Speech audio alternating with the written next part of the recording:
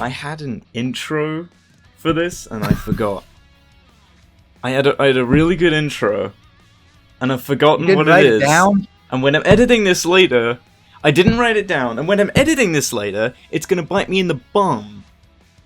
Oh, that's gonna. You're gonna remember when you upload it. And I'll put it on. I'll put like a quote on screen of what I was gonna say, and it's gonna really make me very sad. Well, there's no other way to open it than that. Hello everyone, Amazing Gamer 111 here, with PiQ once again from the FNAF movie review. Hello, here's PiQ. PiQ. Are we even friends anymore? I mean, come on. Fun times in Gmod is dead. The group split off. The microwave's gone. The dog's gone to do Sonic stuff on his own and animate in his own turns with ponies. Got robbed. It's over. The gang's gone. It's split. We're done. It's dead in the water. We'll come back for 2025. I do miss the microwave and the dog. But today, folks, we are here together for the grand occasion of the #1 movie in America, Mufasa the Lion King. What now the get fuck? hell out of here. It is Sonic the Hedgehog 3, everybody! Hell yeah! Finally. The event of the Christmas season, which is weird because in one of the trailers there was that Jim Carrey Christmas clip and we have no idea how that was going to fit into the movie. We were debating, like, what is this? Is this for the trailers or is this in the movie? I was really glad it wasn't for the trailers. I love that scene. Yeah, that was a great scene. Like, even in context, it makes sense. Because it's that goofy Sonic movie humor that we just love so much. Better Sonic movie humor, in my opinion. Man, like, this was a gratifying, like, because this is, like, by all, like, means, this franchise shouldn't have worked because of its roots. No. Like, how did we get here to this peak cinematic experience? It's because we bullied a big corporation. That's how. Bullying works. Paramount said so. My sophomore world history teacher always said, some people need to be bullied, and Paramount really needed to be bullied. No one bullied them for Halo, and they saw what happened. Oh, yeah, exactly. Yeah. But Sonic Movie 3, folks, the third installment in the Sonic the Hedgehog franchise, and it's got everything. Oh, also, this will be a spoiler review for those of you who haven't seen the movie yet. You might want to click off now. It'll probably say in the description, but come on, it's 2025. No one reads the description anymore. Let's be honest with ourselves. But yeah, let's just dive right in here. So let's start off with general response. So first time walking in the theater, watching the movie, and walking back out. What were our first thoughts on the movie upon completion? Do you want to start us off here? Yeah, I can start us off. So walking in the theater, I went with my parents and a friend. I didn't know what to expect with this movie other than it was gonna have a lot of shadow, Gerald, and the Eclipse Cannon was somehow gonna fit in it. And that's kind of all I knew. And then walking out, like, those expectations were fucking blown out the water entirely. Because I didn't expect them to go that deep and that hard on everything. It did everything like a Sonic Adventure 2 loose adaptation really should have. And I'm very happy about that. Exactly. Like, and coming from someone on my end who's not as immersed in Sonic lore as most people is, because like, I only really started getting into Sonic after watching the first movie. I'd watched stuff prior to it, like, I'd watched Sonic X, like Season 1 of Sonic X, Season 2 as well, I think. I watched Boom, I watched some of the Sonic Racing shorts and things like that. I actually watched Sonic Prime as well earlier this year, which I did enjoy. Season 3 was a bit of a bumpy ride, but I still enjoy it just because it's goofy fun. 9 was easily my favorite character in Sonic Prime. That was Love pretty 9 neat. To every degree. Yeah. But then walking into this, like, it's funny, because, like, Sonic Movie 2 was, like, when it came out, everyone said it was the definitive, like, this is a Sonic movie. Mm-hmm. But this movie beats the shit out of that! Like, if you thought Sonic 2 was a Sonic movie with, like, it's like, it does what Sonic 2 did, but so much better. Like, they really did. You can tell they took the criticism from the wedding scene and were like, yeah, this should just be a Sonic movie Just with crazy. very I'm little one, I'm humor. one, I'm one of those surprised how weirdos who little- likes the wedding scene. It did drag Yeah, on the for a wedding bit, but I scene's don't not mind. bad. And also, like, the Knuckles show. I personally like the Knuckles show. Uh, I enjoyed the Knuckles show love because the I like Knuckles show. Wade. It's just, I think they might have done what they did with the Knuckles show on purpose, so that this maybe had more of an effect with all the Sonic stuff in it. Which, if that was perhaps a marketing stunt, then that's genius. Because I don't believe that with Sonic Movie 1 and 2, I don't believe Jeff Fowler would have made anything like any bad decisions with Knuckles on purpose. No. Because first two movies prove he knows a lot about this universe and respects Sonic. And I guess coming out of the movie, I was sweating with peak enjoyment. I was blown away by the movie, the post-credit scene, the mid-credits. Oh my god, it was so much. They crammed so much into it, and yet it feels cohesive. I don't know how to explain it. I gotta ask, was your theater reactive?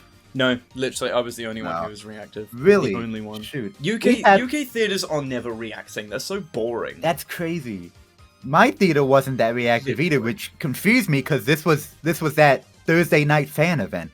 These are fans paying extra to see it earlier, and you're not you're not having fun. Like, come on. Yeah, I went to see this. I took my little brother to see this on Christmas Eve. That was his Christmas present, and no one else in the theater was excited. I decked out in Tails pins and badges and stickers. I took my Tails plushie with me. He was sitting in my lap through the whole movie, even the ads before the movie. And Dude. I will say this, a little funny thing going on here before the movie came on. For the trailers that played pre-Sonic 3, I got Minecraft movie jump scared. No, I haven't gotten the Yeah, they Minecraft movie yet in a theater. I have yet to experience that jump scare. Because literally out of nowhere it just said, I am And Steve. As a child, I yearned for the mines. I'm like, oh my god, leave me alone! Leave me alone! We need to review that movie too. I cannot wait for that movie. I don't care how bad it will be. Yeah, I can't wait for it. I know I did say... I mean, yeah, actually we can do that because Zim is technically the last one we're going to do. Mhm. So, We should have yeah, a whole we can do group review with Minecraft in other between people this if we and want. Zim. Yeah. And one final thing before we move on to the story in terms of general response. This is the best video game movie, which does mean I Ooh. think, and this is coming from a Nintendo kid who only played the Plumbers games. Yeah, I think Sonic's done it better. I think Sonic wins over Mario in this regard, because at the core of Mario, while it's great to see our favorite characters well and awesomely animated on the big screen, all the references, it is kind of just after a year or so, or a year and a half. Actually, kind of has it been 2 years since Mario came out? No, Almost? it's almost. Jeez. I think it's a year and 8 months by now. I think. Good lord. It's an 8. But yeah, almost 2 years later, let's say, it is kind of just a fan servicey movie with a simple plot. But even the simple plot thing I don't mind for Mario, because it's Mario. What do you expect? What do you got? But with Sonic, with all the lore in terms of storytelling, Sonic does it 100 times better. I will say that. So it's Sonic. Sorry to all the Mario fans out there, but yeah, I think Sonic wins. I'm still personally fighting that decision. Because while I think Sonic definitely had a lot more story and character-driven moments, and it was way more emotional and well done, I still Mario is still a lot of bounty points for being animated in the first place. The music not just being, I mean, it had some 80s crap, but most of it was a lot of game references, and I want more of that in Sonic movies. We got a bit more here, but I want some Sonic movies to be a ton in this. Yeah. I want Sonic movies to be a little bit more like the Mario movie, where they're embracing the video game music tenfold. Yeah, and I feel like this movie is probably kind of the start of that for the Sonic film franchise. Oh, definitely. You know, with steering more and more away from the humans and introducing more and more Sonic features. I feel like by movie 4, they will either hint at or actually go ahead with leaving Earth for good. And I hope. across the I hope galaxy. so much. I feel like the next movie is going to be time travel for reasons we'll Yeah, get into 'cause- later. But with stuff like, and we'll go more into detail towards the end. With Amy and Metal Sonic, you can only stick around on Earth and explain how they got there for so long before you have to leave Earth and expand the universe. I'll get into that later. I have a theory, but I'll get into that Okay. later. But, yeah, in terms of, like, general response, first time seeing it, fantastic. Definitely. Loved it. But now we're here to properly review it, so I think we should get started with the story. And we'll try not to take forever like we did with FNAF. Listen, FNAF will always be a take forever to explain kind of thing. Doesn't matter what you're explaining. We got halfway into the movie's plot, like, beat for beat at the 20-minute point, and then it somehow took us an hour to conclude. Like, oh my god. Because FNAF is a lot. It is a lot. So, movie opens up, and PiQ and I actually did predict that this would happen. Mm-hmm. The movie opens up with Shadow escaping Prison Island. He awakens, he escapes Prison Island, he runs into the camera, and Sonic 3 logo appears. And the way that Shadow breaks out, it's got some comedic elements, but, like, for the majority, it is a pretty intense scene and really shows how powerful and serious Shadow is. Shadow's got some aura to just break through a brick wall like that and skate along the water. Oh, yeah. We'll obviously get into this later about our favorite things about the movie, but, like, the step up in quality in the animation, like, the soaking wet water on Shadow's fur, Jesus fucking Christ. I think this animation company was the same as Unleashed's opening. That company. It was gorgeous. I think so. Wasn't it, like, Marza Animation Studios or something? They made that really Yeah. huge and popular and still loved, like, opening to Sonic Unleashed. They made a lot of moments in 06 and Shadow the Hedgehog, I think. They do a lot for Sonic. They have a lot to attribute. Constantly watching that Omega Watt video back and forth on the first Sonic movie, you know, that helped me memorize some of the names of the companies. But so Shadow escapes and he starts wreaking havoc in Tokyo. And the fact he could see it from a distance looks really cool. It's like, oh, there he is, time to cause some havoc. And he's using his air shoes to go across the water and everything. And so we cut back to Team Sonic back in Green Hills with Tom and Maddie, and they're just having a bit of a little sibling rivalry, a race throughout the forest. And it's just nice to see these characters do things again, because this is the longest wait we've had for a Sonic the Hedgehog film. It's just nice to see everyone together doing their own thing. It's just really fun. But there was also a scene where by the time Sonic thought he won the race, and this is when we get our first Sonic reference, which is just the ending music, like the level complete music. I didn't even catch that the first time. I didn't even catch that the first viewing. Took the second to hear the jingle, and I was like, holy shit. That sounded awesome. I immediately caught it. I was like, oh my god, wow, we're getting references already. That's crazy. My god. So then we go to, apparently they've been, Tom and Maddie and Knuckles and Tails have thrown Sonic a sort of Earth Day birthday, because it's the anniversary of when Sonic first appeared on Earth. Be Earth Day. Which is pretty crazy. Like, how specifically they know that, probably, maybe Sonic was old enough to remember and he just told them. So that's probably fine. But yeah, it's just a nice little celebration. They have a picnic, you know, even Ozzy, their dog, is there, and it's all well and good. And here's something that I didn't really see people speculate on in the trailers, but I thought was the case. When Tom brushes apart some leaves in, like, a cave area, yeah, that's Sonic's cave. We finally get to go back to Sonic's cave and see what it's like after so long. And that was really sweet.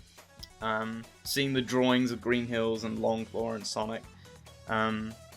Through everything, Sonic hasn't let all the hardships of losing Longclaw and, you know, pretty dark fights with Eggman. He hasn't let that change who he is. And Sonic said, this is our first really good comparison and parallel between Sonic and Shadow. It's like, without you and my family, I'd be a whole different hedgehog. And we transition immediately to Shadow in the soaking wet Tokyo town square. And the movie takes place in 2024, and I was like, oh wow, they're actually making it take place in the present day. Like, we now have an official timeline. That's crazy. So Shadow's obviously been in stasis for 50 years, and he's like, 2024? I've been held captive for 50 years? I love like, hearing Shadow. Keanu Reeves as Shadow be like, 2024? Oh, that would be so... we will get to Keanu when it comes to voice actors Right. after the story. Oh my god, he killed it. That's the least I can say for Absolutely. now. So, Gunn shows up and starts hassling Shadow. Meanwhile, while Shadow's hassling all of them, Team Sonic is called on by Gunn back at home, and that's basically where we get Tom and Maddie. They're called to come on and, you know, help with Shadow.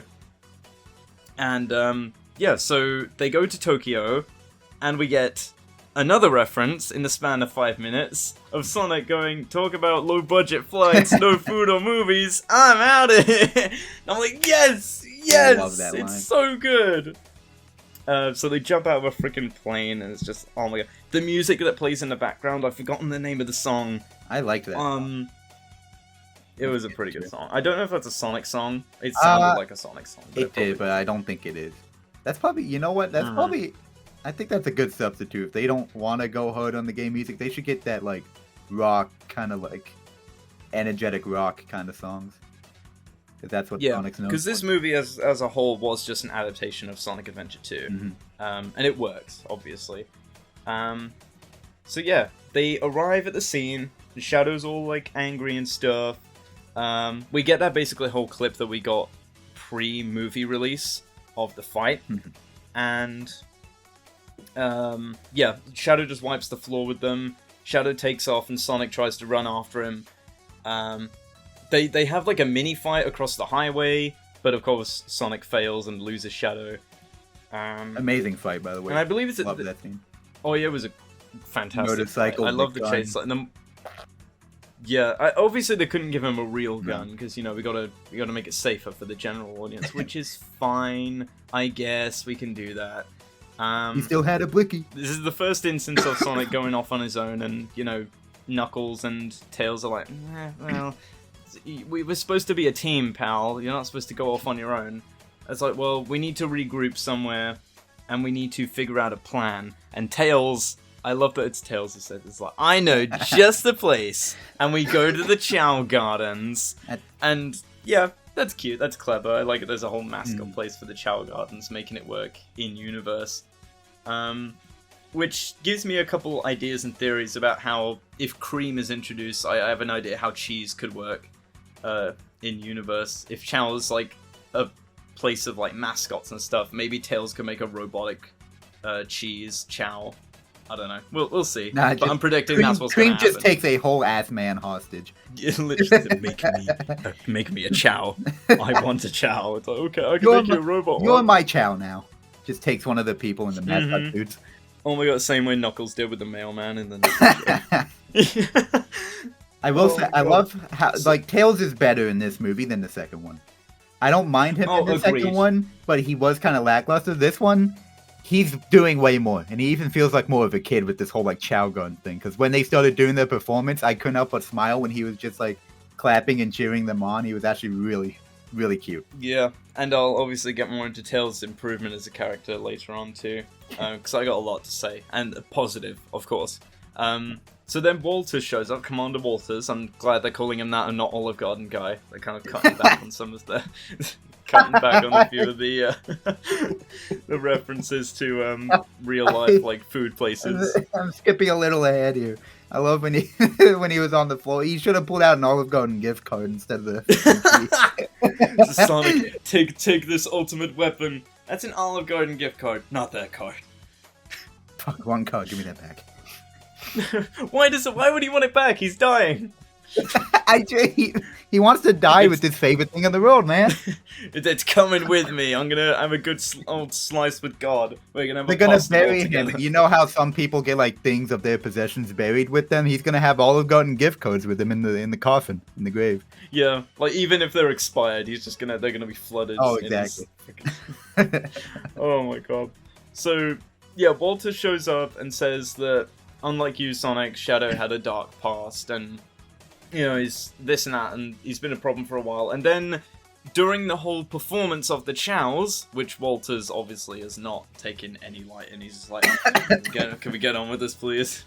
Robotnik's drones attack the Chow Gardens. And at this point I'm like, oh, wait, but they haven't explained how Robotnik's alive, so who is doing this?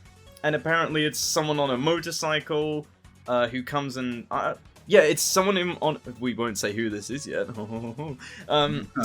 They come and they deactivate the drone, so it's obviously not like this guy, because this guy just came to freaking save Sonic and the crew from the drones. But then the guy on the motorcycle takes off, and Walters has been badly damaged from the explosion, and hands Sonic a key to some sort of super weapon. There are 2 keys. They just need to get the second one and secure it.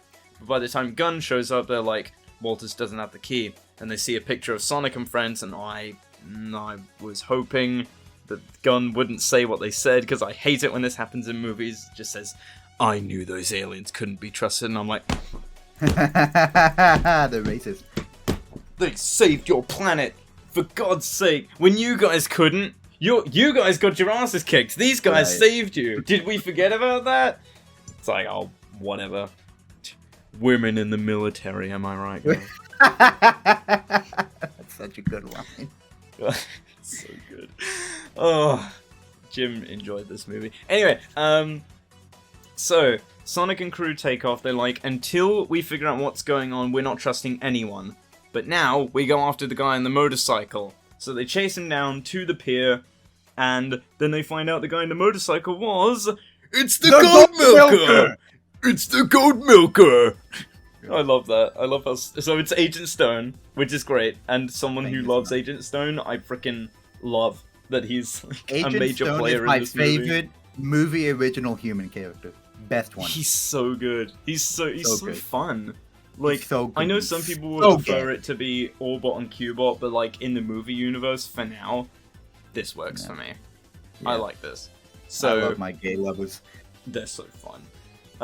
So they reunite with Robotnik, the trio, and Robotnik feels obviously betrayed.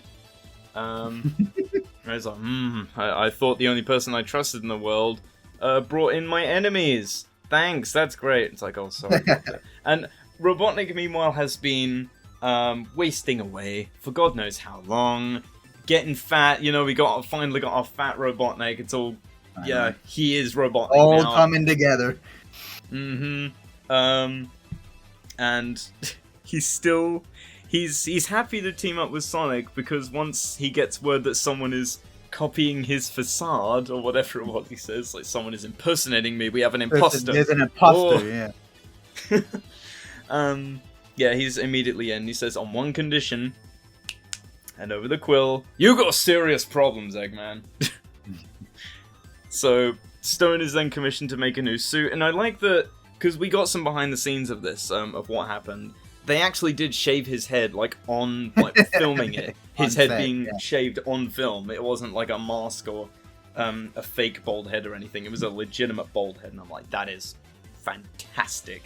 That's dedication. That shows how real Jim is with these movies. I can't believe Jim Carrey, like, loves these movies so much. I've never seen him in a trilogy. He's never done a trilogy. And I love that it's like, let's not forget, folks, Jim only said he would return for a golden script. Script written in gold. This must have been that.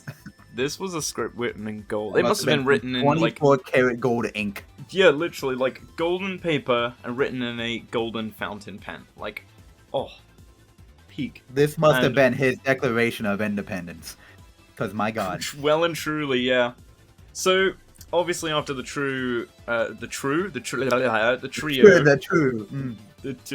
Truman Show, which also was a Jim Carrey movie. Ah, yes. I'd never seen that movie, been meaning to watch it. Anyway, I'm gonna go to hell for that. The Jim fans are gonna butcher me. Oh yeah, you're cooked. We finally get our first look at the Maria backstory, and yes, someone who only knows so much about it. It's like Maria was ill, Gerald was her grandfather, Shadow was Maria's only friend. She got shot, the child died. That's all I know.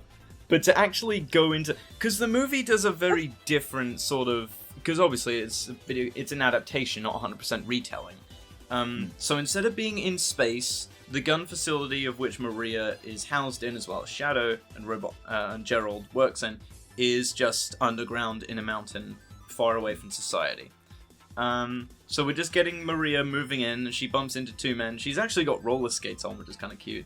Her actress killed it. Like, apparently, I've seen some of her, like, she's got some social medias where she's let some behind the scenes, like, she's told us about stuff, and we got interviews, and I'm like, man, this kid cared about, everyone who works on this movie cared about the role, but like everyone in this movie was a Sonic fan by this point. Yeah, pretty much everyone, yeah.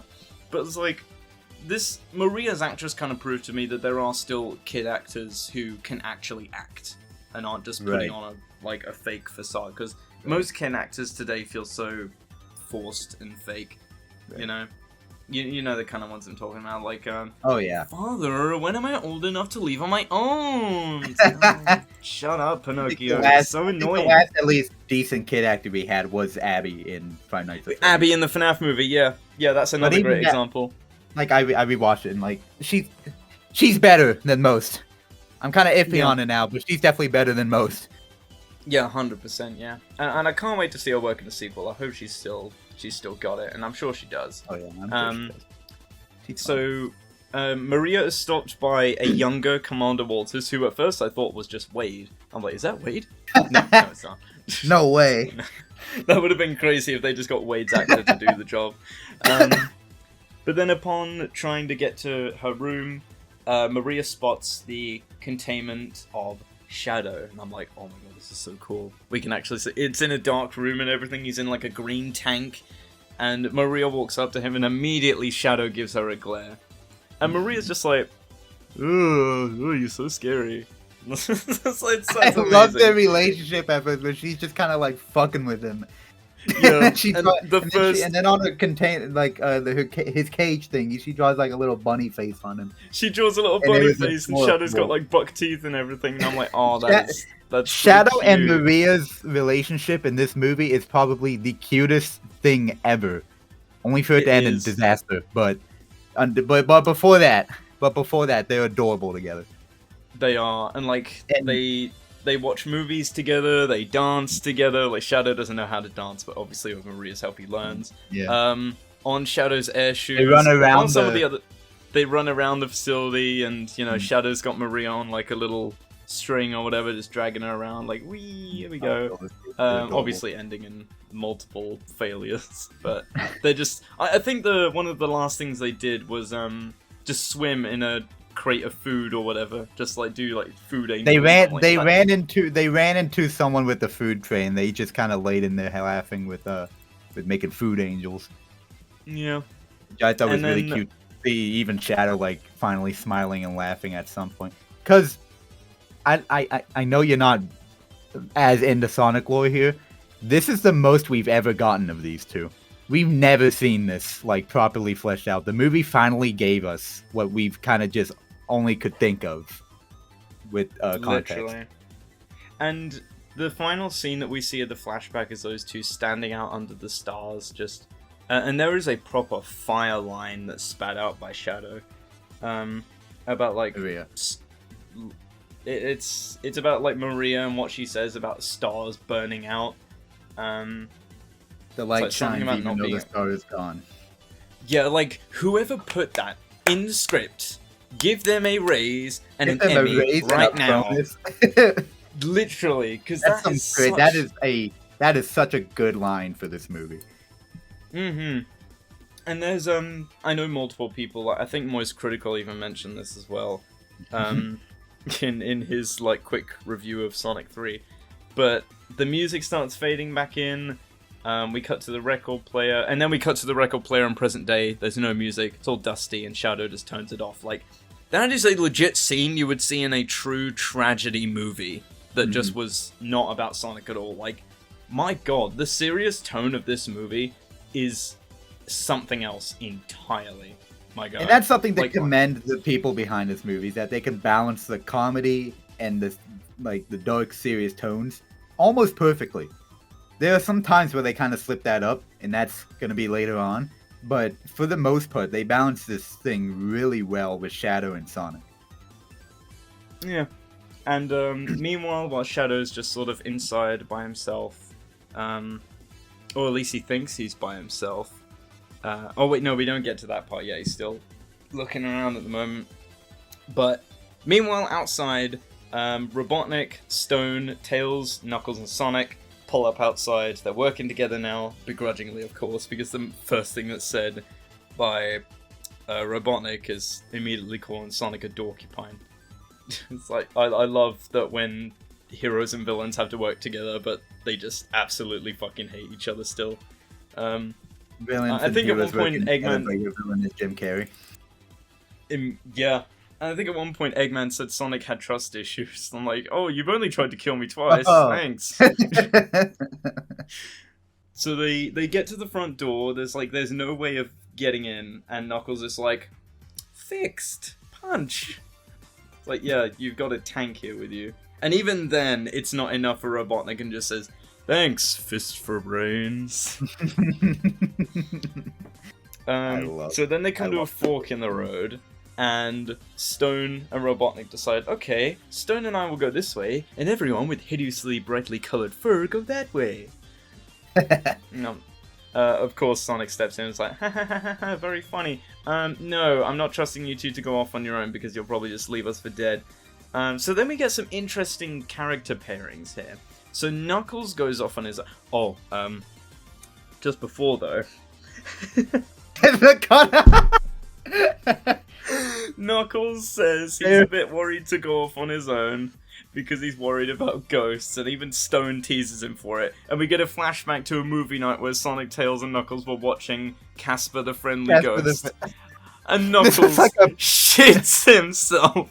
This was like a proper Family Guy cutaway gag. It worked so well for some reason. There's no such thing as a friendly ghost. I love that. Like, it's not Knuckles being naive, he's just not familiar with he's stuff. not, he doesn't get it. Yeah. So, we get some interesting pairings. Knuckles goes off on his own. Tails goes with Stone, and obviously Sonic goes with Robotnik. So Knuckles, while on his own, they pull a freaking, what was it, Poppy Playtime Markiplier moment where he gets scared by a pipe going off. And then Knuckles is just like, get a grip, turns around and Shadow is there. Boo. Just screams. So, yeah, that's Knuckles out for the count. Brilliant. Because, of course, something slightly scary. He would not survive in Night 1 in FNAF at all. No. Oh, no. He's scared of ghosts. Imagine ghosts in robot suits. Ooh. Yeah, he just run for his life. He wouldn't think about using his fists at all. Imagine him in the situation Afton was in, where all 5 of the ghosts were surrounding him. Oh my god, he'd just huddle into a ball. Like, please don't hurt me. God, look at the Sigmas you've become. No. Oh my god. Terrible. Terrible. So meanwhile, while Knuckles is being terrorized by Shadow, we get some nice character for Stone with Tails in the meantime.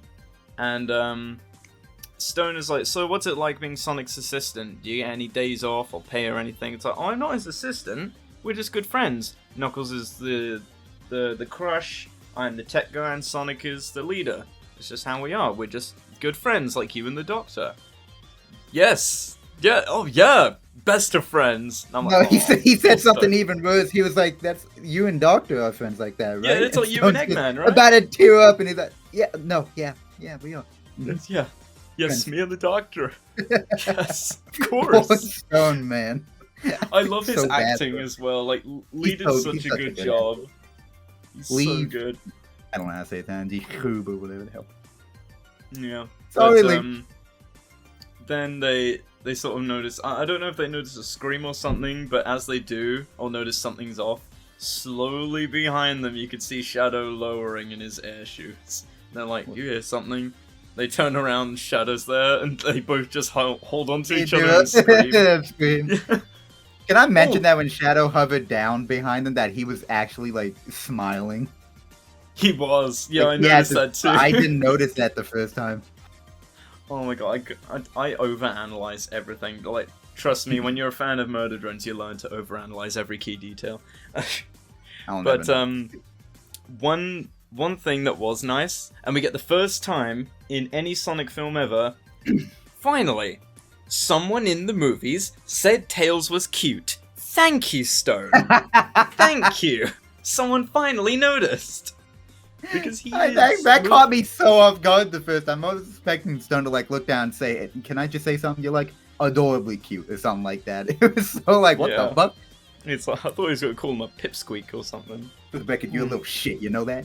Little pipsqueak, little shit, bitch. They'd literally have like sidekick banter. It's like, is this good sidekick versus evil sidekick? And they'd like use that as like a pawn for the frickin' Tails show that there's rumors going around of. Which I would love, by the way. I need my baby boy to get his own spin. I want a Tails show before he met Sonic. That's kind of what I want. We need more explanation to how we met Sonic and how we found out about him, because we don't get much in movie 2. Can we just get 8 episodes of him sitting at his computer and stalking what Sonic is doing? Yeah, literally. Just like make it like pre-Florpus Dib, I guess. He's just a recluse just watching the universe. Tails is fat with food crumbs all over him. And then when he sees Sonic, I'm like, must prepare! God. Imagine if the show ends with, like, how he first met Sonic, just ramming the car into Knuckles. That's it. That's how the show ends. Just, that's the Tails show! God. Perfect. But, then, after Tails and Stone are found out by Shadow, we get some trauma dumping from Robotnik onto Sonic. And it says, I am undesirable to all possible genders. I don't want a family. I've never thought about having a family. The Robotnik bloodline ends with me. And Sonic's just like, oh my god, okay, I'm sorry I asked. I'm going this way, goodbye. This guy. So good. It's like, Jim is absolutely overacting, but it's such to a cartoonish... Like, he knows exactly what kind of franchise he's in, and he's soaking up the glory so much. There's something about that I think works for me, considering Eggman's been defeated by this hedgehog several times. He keeps getting his shit blown up. At this point, he might as well be the crazy guy. Yeah, quite literally. Yeah, I mean, like, after spending pretty much 2/3 of a year, I believe, or 3/4 of a year, on a mushroom planet alone with no one to talk to, that would drive you pretty crazy. Yeah, that definitely started his Eggman, Robotnik, whatever. Yeah, because like that's one of my favorite things about Eggman. We'll get more into this and how this has affected him over the movies, but how he's still able to humble. From the post-credits of movie 1, it's just so cool to see how deranged he becomes. Like, it's sort of like constantly he needs to be the one on top, and it's not just like to experiment on an alien anymore. It's literally out of pure personal malice because he's been driven insane by this hedgehog's antics, and he needs to finish him off. Yeah, it's just great writing for him. I love it, man. It's so good. And of course it's elevated by the enthusiasm of madness from Jim for Robotnik's character. I feel like Jim like Robotnik crazy kind of thing, when he was just that normal government guy who was a little weird, he did pretty good there, but I couldn't really see him as an Eggman until he went crazy, got a bigger mustache, went bald, had the goggles. Until all of that, that's what I felt like, okay, maybe Jim was like perfect for this role. Yeah, the moment he said like, I'll be home by Christmas, I'm like, oh, it starts here, baby. It starts. I think at that point of the post-credits, all the Sonic fans were like, oh, it's on. We need that sequel now. Oh, yeah. And we did. We got 2 sequels, and banger after banger, too. So, getting back to the story, Shadow is I think, actually, just before, or just after this, I think Gerald finally walks in on Shadow. It was when Sonic, like, was at the glass cage for a bit. And then it cut back to Robotnik, and he found his little egg drones. He found his egg drones stacked, and he was like, "Who took you, my babies?" And then it's not Jim Carrey, sorry. Gerald, Jim Carrey. But Gerald came in singing some good old-timey fucking music. I don't know what he was singing. He's got a good singing voice for 110. Yeah, and the Robotnik family reunites, and it's like, oh, but it's like we're the same person. We're 2 characters played by the same actor in a movie. Looking at the camera. And it's like, I would give you an explanation, but we're pressed for time. Although I could resolve a few queries. Yeah, like shoots his foot. Yeah, and Eggman gives him the quiz of the century, obviously in the end being able to prove himself.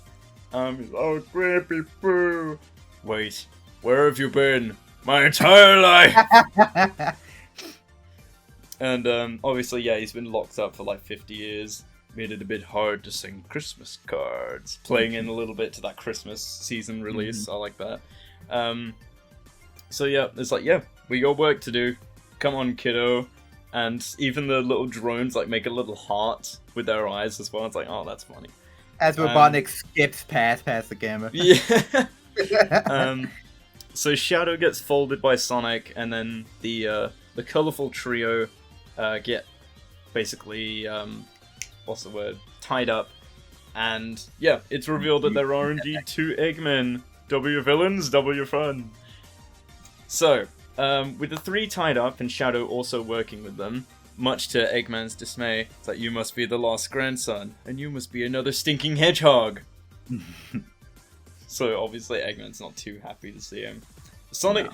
One thing I love is that Sonic throws a remark at Gerald, and Gerald just says, "Oh, terabyte me." I'm like, that's perfect. Yeah. That. He's so unfazed by Sonic, and this is when like you start getting the intense like moments of this movie building up, like the action, like the proper danger, where there's like a mini black hole dropped by Shadow, and he and the Robotniks and Stone make their way out in the little like crab ship or whatever it is, because they take the key, the gun key from Sonic. It's like, do you really think we'd be that stupid to bring it?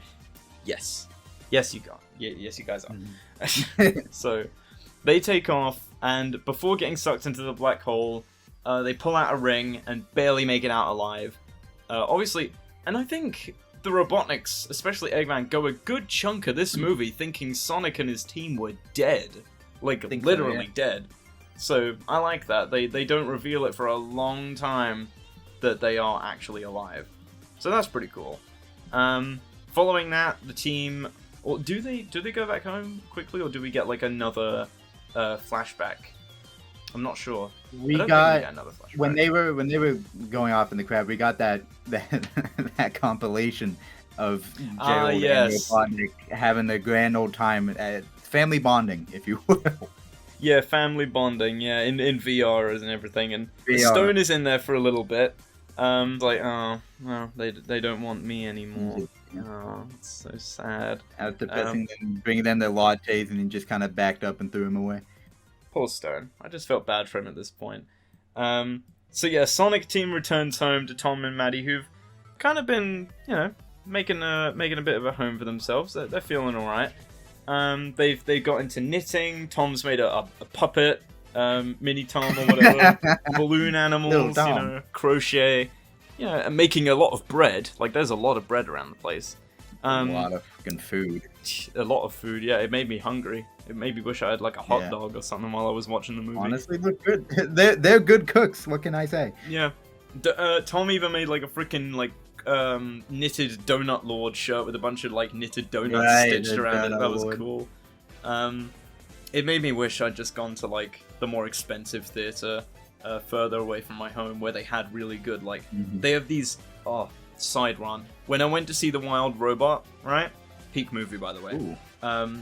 They had the most delicious nachos, but not just that. The cheese, the melted cheese in the big pot you get with it. Oh, it was so good, man. Oh my god. I want nachos now. After this is over, I'm gonna go make nachos. I swear. I don't have nachos in my house. I wish I did. I'm getting nachos tomorrow. Oh, no. I'm gonna order them. I'm gonna order nachos tomorrow. Oh, I'm gonna queso this up. Anyway, so Sonic team returns home, and obviously in the trailers we got like a comedic thing of like, Tom, Maddie, we need your help with the super dangerous. Knuckles, can you shift to the right a little? Oh, excuse me. Knuckles, do you mind? Yeah. And they need their help with a dangerous mission. They're like, yeah, it was super boring here. We're glad you guys came back. This sucked. And they make a plan, because in London is where the gun headquarters is. And I'm like, My turn to Oh, you jump. guys finally relevant. We get to be in the Sonic movies now. And some of the what's cool is that some of the locations they show in London, I actually go there for London fur meets every 3 weeks. I'm like, I know that park! I've been there in my fursuit! That's awesome! I was there as a fuck real. I was a witness. I saw the space thing go up out of the wall. I saw that. I did. I was there. I saw that. It was, guys, not the bag. It was pretty crazy. It was pretty crazy. You can't see me too well in the movie. Like, I'm about like a mile away from the camera. I'm that tiny tiny dark blue blur. But that's me. I swear. I was there. They hit me because Sonic Team's liberals and don't accept furries. Yeah, literally. Yeah, they didn't accept furries. They only want real animals. Something about furries having a bad reputation. Whatever. I didn't want to be part of Sonic Team anyway. I didn't want to give Tails a hug. Anyway, they make a plan to go to London to gun headquarters to get the second key. Sooner rather than later, before the Robotniks do. Problem: their security system has a massive arse force field that will slice Sonic in half, and I think they show it like 3 times. Sonic getting obliterated and burned to death with only his shoes. Just getting killed. Yeah, so it's like, okay, we can't just run in. So we have to make a plan. Tails will hack into the system from outside. Tom and Maddie will have to go in disguises, which their disguises are actually really clever for how they display 2 characters from movie 2, which we'll get to soon. Yeah. And Knuckles is basically there to break him out in case of emergency. He's their scapegoat if things go wrong. And Sonic will obviously wait for the security to be shut down by Tails and Tom and Maddie so he can get in and get the key quickly before the Robotniks do. So, simple plan, right? But the problem is, where the key is being kept, there are no archives, no images, no nothing of what's in there. So they don't know what's inside, they're going in blind. And the Tom puppet... James had a ton of fun with the little puppet. We're going in blind. Oh, yeah. I told you to get rid of that thing. I told him to get rid of you. You were in so much trouble. I don't know what it was with Tom and Maddie, like couples bickering. It's and Tom so good. Making really risky jokes in front of his wife is really funny. Man, it's like that is a proper steady relationship right there. I love that. Yeah. They've really settled into their own as a big old family here. It's good fun. Yeah. So they get into the facility, I believe, in the next scene. Or they make an agreement to get into the facility. After Sonic goes through London, of course. Yes, and meanwhile, already at London are the Robotniks and Shadow and Stone. And it's this is obviously a scene where, you know, they make a plan, get inside, they have new suits that Stone has made for them. They're impenetrable to lasers, which we'll get a pretty badass scene about later, trust me. And Shadow... They tell Shadow to stay behind, which is interesting, because you think he'd be integral to sticking around for this kind of plan. Obviously, he does jump in later on, but he stays behind with Stone, is like, babysit the Hedgehog. Come on, Shadow, we'll make guac. Revenge guac. Revenge. My favorite line I love ever. that.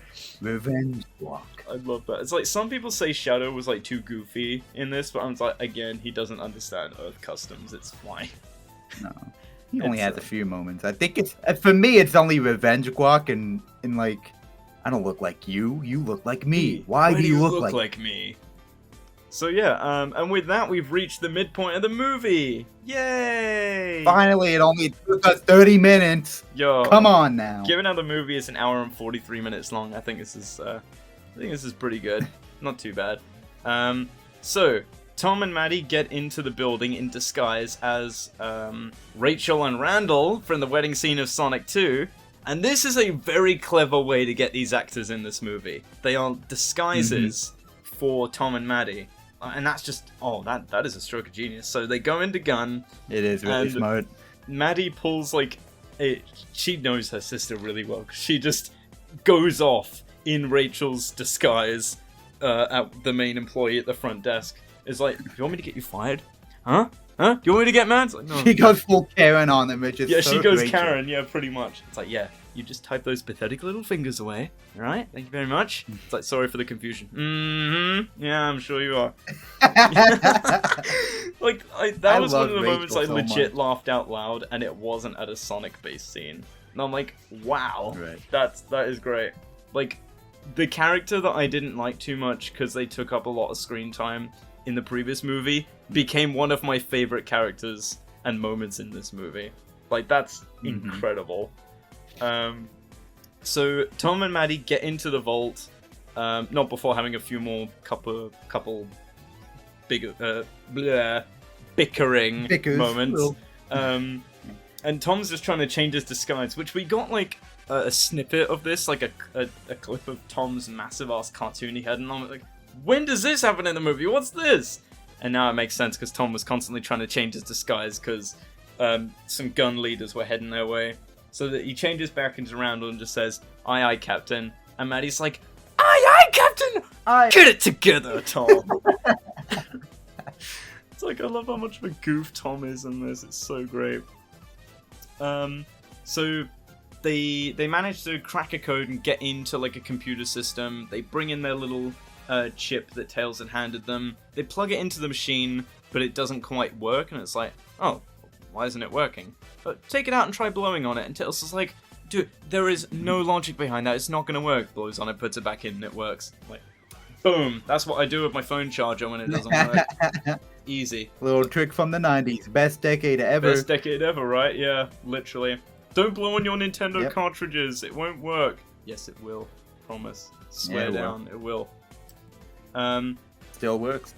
And they get into the system, right?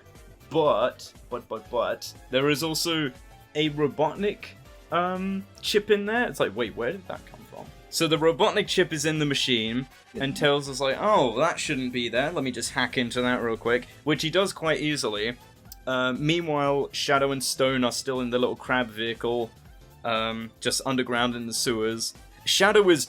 I am surprised that the meme of Shadow liking Latinas, by the way, was a thing, because this movie basically predicted that. And Shadow is watching the same sort of like Latina winning over-esque movie that Robotnik was watching earlier when we first saw him. Drama romance, yeah. Yeah, drama romance. And Shadow just crosses his arms and says, Gabriella should kill them both. She's not a prize to be won. They're like, oh my god, that's perfect. And then Shadow hints slightly at some further plans that Gerald hasn't told Robotnik about. And there's like, what are you and Gerald actually planning? And it's at that point they're both interrupted by Tails hacking into the system, being like, it looks like we need to flush this away. And so Shadow obviously teleports out, but Stone, meanwhile, in the crab is flushed down the sewers within the machine. Stone can't catch a break in this movie. Feel bad for him. No. Meanwhile, the Robotniks have broken into the gun area and are far closer to getting the key than Sonic and the rest are. And it's here where we get kind of a hint that Gerald may not be a caring grandfather as we thought him to be, because Eggman is basically like, where are you, Granddaddy-O? It's like, if you weren't family, I would gut you. I mean, try to keep up. It's like, so they get into the vault rather easily, actually, and it's this moment, right, where we get Robotniks dancing. Remember what Jim Carrey said, guys. Only the golden script he would return for. Only the golden script. And this apparently was him busting it down. Yeah, just breaking it down, busting a move. He's busting a move. Yes, he busts a move in the this. jig. He technically busts a move for two people. Just like, oh my god. Right, twice. He did this twice. Yeah, maybe. Yeah, he did the same thing just twice, or either that, or they just mirrored it and just flipped the clip and just changed his clothes. I see people like this scene for Sonic fans is like, and here I go. It's like the fourth scene for FNAF fans. Like some people hate it and some people love it. I love it. I love it, and it works in universe because, like, as far as they know, Sonic and the crew are dead. Like, and no one knows they're in there. Who's gonna stop them? They can just fuck around all they want. What do they have to lose? Yeah, literally. Oh, and I love how Ivo just pushes Gerald into the lasers with the suit on. It's like, so what do we do now? Oh, just a little teamwork. And Gerald just freaks out being in the lasers. It's like, oh, the lasers aren't penetrating my suit. Yes, Stone designed them to be impervious to lasers. I wasn't sure it would work until now. It's like, oh, you're a rotten boy. I'm so proud of you. Like, oh my god, that's perfect. So, yeah, they boogie their way to the end and quickly make their way to the key. And it's only then where Sonic's like, okay, no, enough screwing around, because they're getting close, I can tell. Tails picks it up on the system. I was like, you need to get in there, but, like, the security system isn't down yet. And Sonic's like, no. I need to go in now. I need to go in. I can make it. I'm not gonna make it. And he barely makes it in time because Tails comes to the rescue just in time to lob him in. It's like, yes! Only then does Sonic show up to the Robotnik duo and is like, nope, you're not going in. And just as they're about to get the key, the ground pulls them down. And apparently this was a security measure by Gun, where if the ground below you was green, it elevates you, and if the ground below you is red, you're pulled to the ground with immense levels of gravity. I'm not sure how they figured this out, but we've got talking hedgehogs in this movie. It's better to not ask questions about technology at this point. So, so yeah, the key is safe. I think the Gun agent here is aware that Sonic team is okay. She just doesn't trust them as much because they're aliens. So it's like, yes, we're just trying to help you because because Robotnik's trying to, yes, he's trying to steal the key, we know. And it's here we get the legendary line of, I can't believe this. I know, grandson, a woman in the military. In the military. Shout out Gerald. Shout out Gerald, it's he brilliant. He definitely is 110. Mm-hmm. And you can tell that if it wasn't Jim Carrey saying this, that actor would have been cancelled to hell and back. But, like...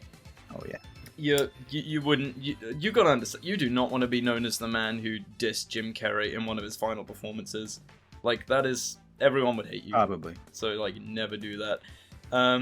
But luckily, Sonic had a backup plan, and we've got break glass in case of emergency, and not Shadow, Knuckles breaks in with the flames of disaster! Oh my god! Wade was right. Wade was so right. And Tails says, like, Knuckles, turn it off, and Knuckles is like, okay, punches the little pad which activates the on and off, or well, fly or drag options for the floor, only to break it and it leave a little sad face. I'm like, oh no, it's broken. So it becomes a race to get the key. Unfortunately, Tom and Maddie and Tails' lives are put in danger when iron bars are dropping from above because the gravity's so strong. And meanwhile, one of the Gun agents and Ivo tries to, like, I don't know, shimmy their way over to the second key. And they're like, oh, go! What are you doing? I'm moving! Go get it, grandson! And Gerald's teeth pop out. Oh my god. It's so dumb. It's so dumb. By the time the scene ends, of course, the Gun agents retrieve the key. And, you know, Tom is saved by Sonic and all that. Or Tom and Maddie and Tails. Just before their deaths as well. Like, cutting it pretty close. But luckily, everything seems to be okay, but the key is gone. So Tom has one final trick up his sleeve, and that is to morph into Commander Walters and quickly get around the corner before the Gun agent gets there. So it's like, Walters, you're alive? Yes. And I'll die before I let that key fall into the wrong hands. My death was greatly exaggerated. My death was greatly exaggerated. And, I was genuinely worried this, like, lady would turn into, like, a legit villain. I'm like, oh, please don't do that, because, like, we already have villains. You know. I know Gun is, like, a part of the Sonic universe and everything, but the way they write people like this one Gun agent, it's like, oh, I knew we couldn't trust those aliens. It feels too Hollywood government-esque, so it's like, okay, I'm glad that didn't last for the rest of the movie. Because that was my main concern with the first movie, actually. It's like, oh my god, please don't bring the government into this. And they didn't. So it's like, good. They know what works and what really works in the Sonic movies. So thank god for that. So yeah, while Tom is Commander Walters and retrieves the key, Okay, I got the key. We're good.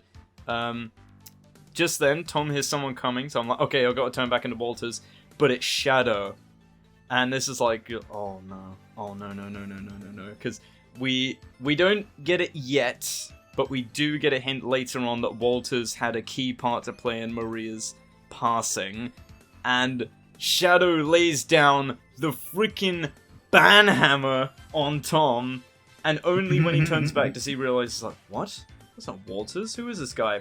And then Sonic shows up in complete shock, and it's like, what did you do? What did you do to my friend? And Shadow retrieves the key and just said, what I had to, and leaves. And there is a legit moment where it feels like Tom might actually have seriously gotten hurt or died. And I was, like, on the edge of my seat, like, they didn't just kill Tom. I mean, they killed Walters at the beginning of the movie, so, like, is he dead? And, again, they go a good long time in the movie making us think he died. Without Tom, yeah. Yeah. We even see later on Maddie in the hospital with him, and he's still on the bed. Exactly. So like it could go anywhere by that point. I would like to say during that scene when Sonic came in and saw Tom, I swear, like, right there is the change between Sonic being his normal, like, not taking it seriously self, and now he's locked in, and now he's mad. Yeah. If Sonic locked the fuck in. He locks in. Oh, he does lock in, because you can tell from this moment when he's like, he can't detect any form of, like, breathing or whatever from Tom. The glare that he gives back at Shadow, I'm like, oh, it's on. It's on, baby. Oh, yeah. So, the Robotniks now have both keys, and they go into this super secret weapon that Gerald had commissioned Gunn to make all that time ago, because that's basically how he got out of prison. He got out of prison in exchange for building the most dangerous super weapon of all. Of all time. And they never anticipated that Gerald would be able to actually use it, and Gunn would be able to keep it for themselves. But of course, you know, Gerald found a way out. They've got both keys, they go into the massive space, like, what is the, like, space weapon called? You know more about this than I do. It's called the Eclipse Cannon. The Eclipse Cannon, that's it. So, in the original game, it acted as both the Arc and the Eclipse Cannon, but in this movie, it's just the Eclipse Cannon. Okay. So, from here, the Robotniks and Shadow, without Agent Stone, because at this point, well, actually, just in a few moments, Agent Stone is actually sacked by Robotnik, because with a new suit, and going up into space with his grandfather, having a family of his own now, and basically the most dangerous super weapon of all time, known throughout the universe, he doesn't need a simple man of Agent Stone, unless, you know, he's not going to cut him off until he's been successfully cloned, but they are done. And Stone is But until then, unsubscribed, blocked, and reported. Unsubscribed, blocked, and reported. And Stone is so hurt by this. It's like, I lost you once, I can't lose you again. I can't lose you again. That was such a... That hurt, man. That hurt to hear from Stone, because, like, he really does Stone. care. He's just not getting it this movie. He really isn't. So, from this point, the Robotniks are suited up, and we finally, 3 movies in, it took us this long, but we have our full-on, game-accurate Dr. Eggman. Hell yeah, man. And he looks so baby. goddamn Even Gerald gets his own. Even I Gerald don't think gets, Gerald had like, his a own Eggman Robotnik suit, but he got looking. one. Yeah. Yeah. And it's like, God, the costume designers went so ham on game accuracy here. It's, oh my god. They did. It looks perfect. So the Eclipse Cannon rises from the River Thames. That one park I went to at LFM, yeah, that was there, that's cool. Meanwhile, still inside the gun facility, Tom and Maddie and Sonic and the team are still around Tom, you know. He's still unconscious, so at this point I'm thinking, oh my god, like, they haven't taken him away yet. Everyone all around the area of London is watching everything happen, and the Eclipse Cannon going up into space. And a few moments later, Tom is taken away by the ambulance, and this is when we get a genuine character scene. Specifically for Tom and Knuckles, not Tom and Knuckles, Sonic and Knuckles. Because the 3 are on their own now. So it's up to them to basically, do what's right here. But Sonic is in no way able to make decisions because of how upset he is. And again, parallel to Shadow and Maria with Sonic and Tom. Tails is just trying to comfort Sonic, and Sonic's not having any of it, and Knuckles is standing in for Tails as well. It's like, we have no other choice. We have to use the Master Emerald.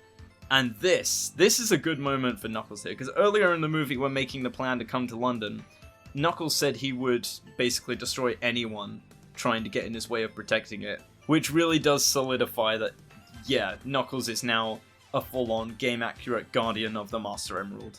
Like, I'm glad we're finally at this point. And Sonic gets a bit antsy, saying, I'm not going to ask you again, where's the Emerald? And then Knuckles starts getting a bit angry. They both start getting a bit electrical, and yeah, it's a really intense, because I thought we were going to get another fight with Knuckles and Sonic, and I'm like, oh my god, the lights I'm are kind of hoping glowing. we would. I think that would have been pretty crazy. Yeah, Poor Tails is just like a kid watching his parents argue. Yeah, but luckily, Knuckles, which surprised me, Knuckles is the bigger person here. He says, like, okay, fine, I will tell you where the Emerald is, but I've sworn by an oath, and I must abide to trust you, even if you've chosen to break that promise. But be warned, the warrior of the Emerald is a fierce man, and we cut to Wade playing hockey with the Master Emerald. I love that. Shit. And I love how Wade's in here for 5 minutes and he's just... Yeah, and I like that something he says when he scores a goal with the Master Emerald in the hockey goal is, Wade Whipple is a champion once again, which basically says, yes, and the Knuckles show was indeed canon, baby, let's go. Well, yeah, it was always canon. So many people said it wasn't canon. I'm like, just because they thought it was bad, it's like, that is not how canon works, man. Even if you think it's bad, that's not going to change the fact it's canon. Yeah. But immediately, Sonic just swipes the emerald off Wade. It's like, wait, Sonic, I'm sorry, but I was sworn to protect this emerald with my life. Swap. Well, I tried. Well, I love it's like, Wade is such a mood. My god, man. Wade was perfect here. So immediately, Sonic takes the emerald, turns super, and takes off after the Robotniks. Meanwhile, it's being displayed all around the world, all over the news, that the Robotniks are inside of that spacecraft and they're headed up into space. It even has a freaking, Robotnik mustache, because of course it does, as a sonar panel. That's brilliant. So they aim it, it's all prepared, and Shadow at this point is like, Gerald, is this what Maria would have wanted? It's like, it's not about what Maria would have wanted, Shadow, it's about what the world deserves for making her suffer, for killing her. We have to do this to avenge her. And it's like, this is our chance. Are you ready? And Shadow walks off into the center of the room, thinking back to Maria's death, and this is when we get the cinematic version of Maria's passing. And it's, even though it's played down for a more general audience, it is still intense. Like, Maria and Shadow were just sitting, just enjoying each other's company, and Gerald's like, we have to leave now. So, yeah, they make a run for the exit, but unfortunately, one of the gun soldiers aims towards Maria, and Walters is like, no, that's a kid, we can't do that. But unfortunately, it's aimed towards one of the tanks nearby, which is explosive, and, the explosion obviously kills Maria in the process of the flames engulfing her. And, yeah, we get this legitimately, like, I don't know how, like, this is a Sonic movie. Like, I had to literally, like, take myself out in the movie while watching for the first time to think, this is a silly talking hedgehog movie that goes fast. Like, how did... Whoa! It was only during Maria's death, like, the sadness in Jim's performance on Gerald's face, and poor Shadow as well, just remembering the whole incident. Slow-mo fire as gun agents approach them, and then we cut back to the present, and Shadow is just charged all the way the fuck up, and is like, that's it. Yeah, we have to do this for Maria. We have to avenge her. And yeah, it's such a tragedy, man. It's so terrible. Because again, coming from someone who's not a major Sonic fan, seeing this on the big screen really bites. Like, oh my god, you just feel terrible. Like, oh, this is supposed to be silly hedgehog movie. Yeah, child murder. I mean, I knew the kid was gonna die somehow, but I'm like, I didn't think it'd be this sad.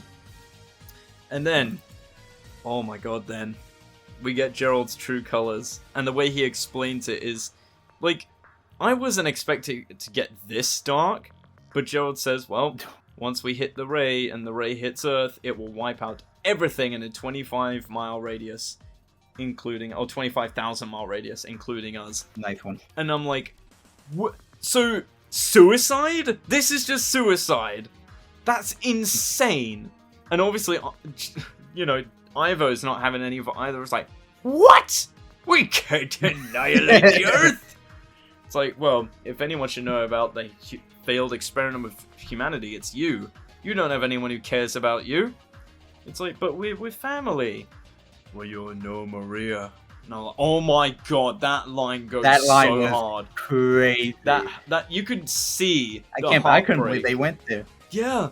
Like I've never seen Jim Carrey act not stupid and silly. When they said that, like, both Gerald looked completely serious and Robotnik looked genuinely heartbroken. Yeah, like you can He looked at his clasped hands together and then just broke it apart in such disbelief. I almost felt bad for him. Yeah, it's just horrible. And Gerald explains it's like, they destroyed my world when Maria was gone, so I'm burning it all down. The performance of the line, so I'm burning it all down, was so fierce as well. Like, oh yeah. My god, Jim played it straight when it got to serious scenes with Gerald. And, my god, we get this moment of Shadow being like, it's almost done. You will be avenged soon. And then, oh god, then, the moment we've been waiting for, folks. The fight between Sonic and Shadow begins. Super Sonic comes screaming towards the laser and immediately, like, opens up the airlock and in a millisecond pulls Shadow out of the base. And I'm like, oh my god, and he's just beating the shit out of him. It's like, you hurt my family, so now I'm gonna hurt you. It's like, well, now you know what the pain I felt for the last 50 years, so come on then. And I'm like, oh my god. This is that, like, this moment, it starts that last, like, 30 minutes. Last 30 minutes you always heard about before this movie came out. Like, when all those reviews from other people who saw the movie early, and they're like, those last 30 minutes were crazy. This is when that starts. Literally. And immediately, this starts the Dragon Ball fight. It does. Like, the last 30 minutes of this movie are what I would call peak cinema. Like, of video game movies. Oh, yeah. There is no other movie in video game history that could beat this. Not a single one. So, immediately Shadow knocks the Chaos Emeralds out of Sonic, and Sonic seems to retrieve them.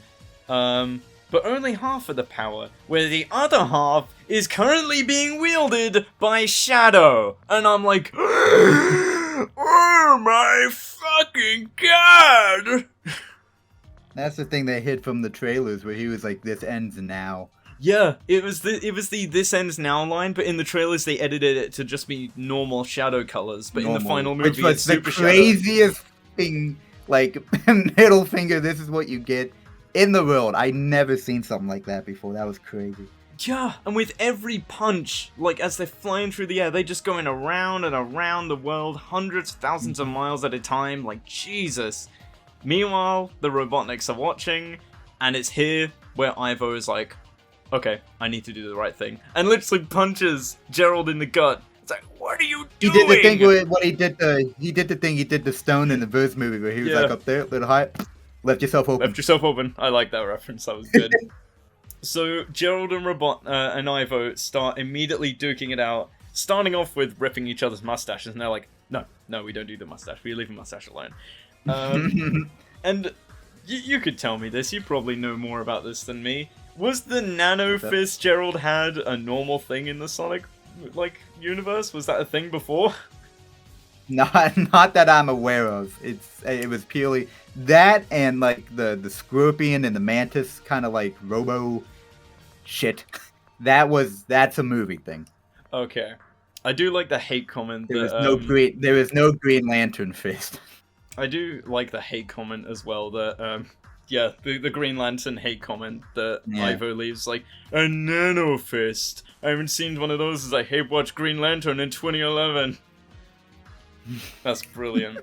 Meanwhile, back with the fight of the Hedgehogs, Shadow is genuinely pushing Sonic's buttons during this fight. It's like, well, here you are fighting me. You still have all of your family. And yet here you are. Right, you abandon them. Especially I that don't one remember guy. the landmark they're at, but like they destroyed one of those landmarks of An the world. Aztec landmark, yeah. And it was really cool, yeah. It was and it was like awesome. Like, where are you? Why are you alone? Where are your friends? I thought you cared about them. Especially, what was that one guy's name? Tom. And I'm like, okay, Shadow, you did this one to yourself. And punches Shadow all the way out to the fucking moon. I'm like, Jesus Christ, this is getting really dark. Especially Punch him to the moon and punch the super out of him. Yeah, like, oh my god, like, Sonic is genuinely pissed. And you can see the fury in his eyes when he's about to, like, Shadow literally points to his heart and just says, well, go on then, end it. Come on, you can do it. Come on, kill me. Kill me. And I'm like, oh my god. It just doesn't cease to amaze me. It just keeps getting darker. And it's isn't that deep, Shadow. Chill out. Yeah, and it's at that point, like, Shadow says, like, go on, do it. And Sonic's like, no. No. You can't let... Do it, you're too hot. Yeah, you're too hot, Sonic. Oh, I'm sorry. It reminds me of a video. Hold on, I gotta send it. Oh. Go on. But some people say, like, maybe Shadow was, like, free to be killed by Sonic because he would reunite with Maria if he died. I'm like, man, if that's true, that would be so sad. Of course, Sonic, like, loses his super side, of course, and just sits down. It's like, no, killing you or getting revenge, it wouldn't fix anything. And again, they have that talk about the stars that Shadow remembers. That they're like diamonds. The last time he sat beneath the stars with Maria. They kind of reconcile. They do something similar, but still different to the Knuckles and Sonic sort of reconciliation moment in movie 2. And it's like there are things to live for. There's a way to move forward after loss. There is a way to sort of, you know, look for meaning despite losing so much, you know. There's always something else to live for. And, you know, it's not what the person who passed would have wanted. They wouldn't have wanted you to be angry. They would have just wanted you to be happy and continue without them. And so they both look out at the laser together and it's like, okay, this is my fault, but it's like Sonic's like, okay, well, we can fix this together. And I'm like, okay, this is it. We get that guitar riff. It's time for Live and Learn, baby. The fact they actually put Live and Learn in the goddamn movie is actually a testament. And like, not just like an orchestral I mean, it does have that, but like they had like what's his name, like Johnny or something, singing the lyrics in the background too. Yeah. Which I wasn't anticipating, and it was amazing. That's the only time I did react, and even then it was just a few odd claps, and that was literally it. Yeah, and again, I was ready to cheer. Even as a casual Sonic fan, I had to like be like, oh my god, it's Live and Learn, because even if you're just a casual Sonic fan, you know Live and Learn. You know this is a big deal. Every Sonic fan knows Live and Learn. And it's like, again, gotta go fast. It's like, don't tell me you've got a catchphrase. That's right, new Hedgehog, and everyone loves it. So, Sonic and Shadow head out to the base, and meanwhile... Oh, this is what I meant by only the few oddballs in the moments where they balance serious and silly. Yeah. Because after that... Gerald is spanking Ivo. Like, oh my god. And they have this whole, like, mantis crab fight, scorpions. Like, oh my god, what is this? 1 second. This is getting crazy. Ivo actually slices off a bit of Gerald's mustache here with his mantis claws. Yeah. I'm like, oh, it is on. The mustache is, like, in half now. That's crazy. You never go for the mustache. That's elder abuse! So we cut back to Shadow and Sonic, and it's like, oh, well, they're coming back. You've chosen to be a traitor, Shadow. What a shame. And a bunch of like robots. I don't know if these robots like designs are references to in-game robots, because I know the. Yes. Are they? Are they actually? Yeah. Okay. Those yeah. are gun robots, I think. Yeah. Okay. Nice. So the robots come out and attack Sonic and Shadow, and we get this. I'm gonna let you have the first sense, like the first 2 cents on this. What was your impression on the Shadow and Sonic fighting the robots scene with Live and Learn blaring in the background? That scene was honestly about, like, I wanted to jump out of my seat and clap and cheer and laugh and cry all at once. That's what I was hoping for in this movie, was a moment where it was them fighting off something from the Ark with Live and Learn in the background, which Live and Learn sounded beautiful in orchestra. So and then good. And like all their moves, and then Shadow does the fucking Chaos Spears, which is a thing he does in the games, sending those out. And then that scene ending with the I don't know if it's the same scene, but them ending with the iconic pose of them crossing each other. Yeah, perfect. that I recognized. Perfect. Yeah, literally perfect. It's incredible, man. It's like it just felt so Amazing. good to see Live and Learn like this, all the explosions and shit on the big screen, Oh, Shadow yeah. and Sonic fighting. And Ivo, meanwhile, is holding on for dear life above the literal cannons, like it's readying the laser, it's almost prepared. And Gerald opens up the airlock, preparing to drop his grandson thousands of miles down to Earth. And I'm like, oh my god, no, he's not actually gonna do it, is he? It's like, do you have any final words? Yes, just one. What is it? Did you want to say I love you? No. So something else, but I'm not gonna say it now. But okay, bye-bye. It's like, no! I love his reaction, just literally, I'm not gonna say it if that's how you're gonna be. Okay, bye. I'm not gonna say now if that's how you're gonna be. Okay, bye. Okay, bye-bye. And I legit thought for a moment they were about to kill off Ivo, but no! Tails and Knuckles came to a ring to save Ivo. And with Sonic's Super Quill, Ivo's like, oh, you said life was pointless? Oh yes, it was you. And tases him up the fucking ass. And he, like, the only comparison I can think of what happens to Gerald here is he's shot up into the flaming void of sparks powering the laser, and pretty much gets the massive florpust here, pretty much just gone in a blink. Yeah. Yeah. There's this big climactic scene. That was so fucking good. Just so good. So Gerald's dead. They actually killed Gerald, and I'm like, oh wow, that's pretty crazy. I thought they'd just like have him fall into the depths of space or something, but no, he literally gets blinked away. Bye bye. Meanwhile, all the robots are destroyed by Shadow, and Sonic and Shadow have to go and basically stop the laser because it's about to fire on Earth. And with all of the might in the universe, they hold the laser back, and I'm like, Jesus Christ, okay, this is pretty crazy. Because from Earth, you can see the orange glow. I'm like, my god, what a sight. And so, Ivo's like, okay, time to turn over a new ring. A new leaf. I can't even do words right now, man. This is so exciting. I've been doing this for too long. Jesus. So, Ivo, Tails, and Knuckles have to work together to steer the ship out of the way of the Earth, and with enough power, they do manage. There's not quite more to it other than, yeah, they manage. Sonic, unfortunately, does fall after losing his super ability, and Shadow holds most of it back.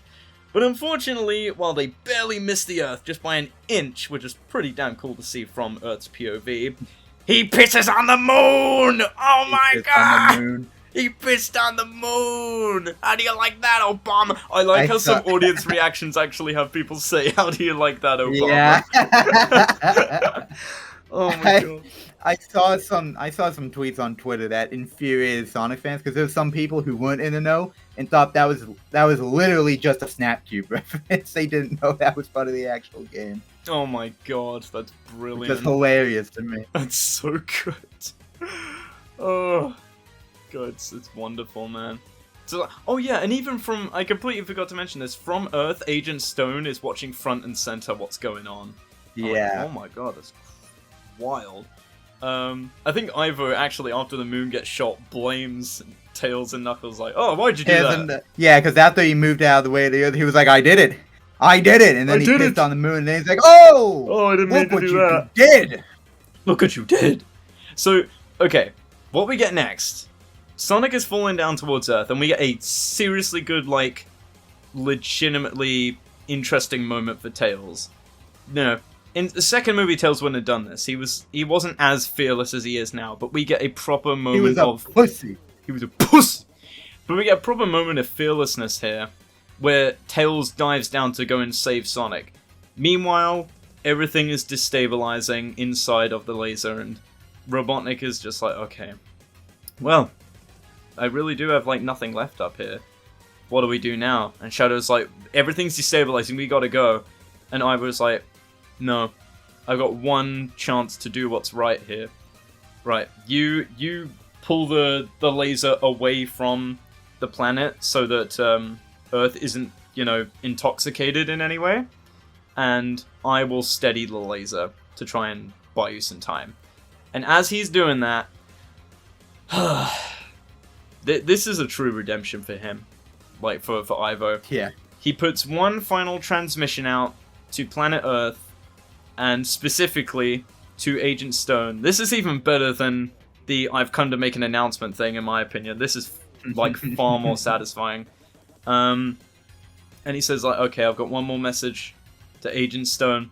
And Stone is, like, truly hurt. It's like, no, Doctor, you can't do this, please. Actually in a panic at that point. Yeah, he is, because he's, like, yelling up at the screen even though he can't hear him. Yeah.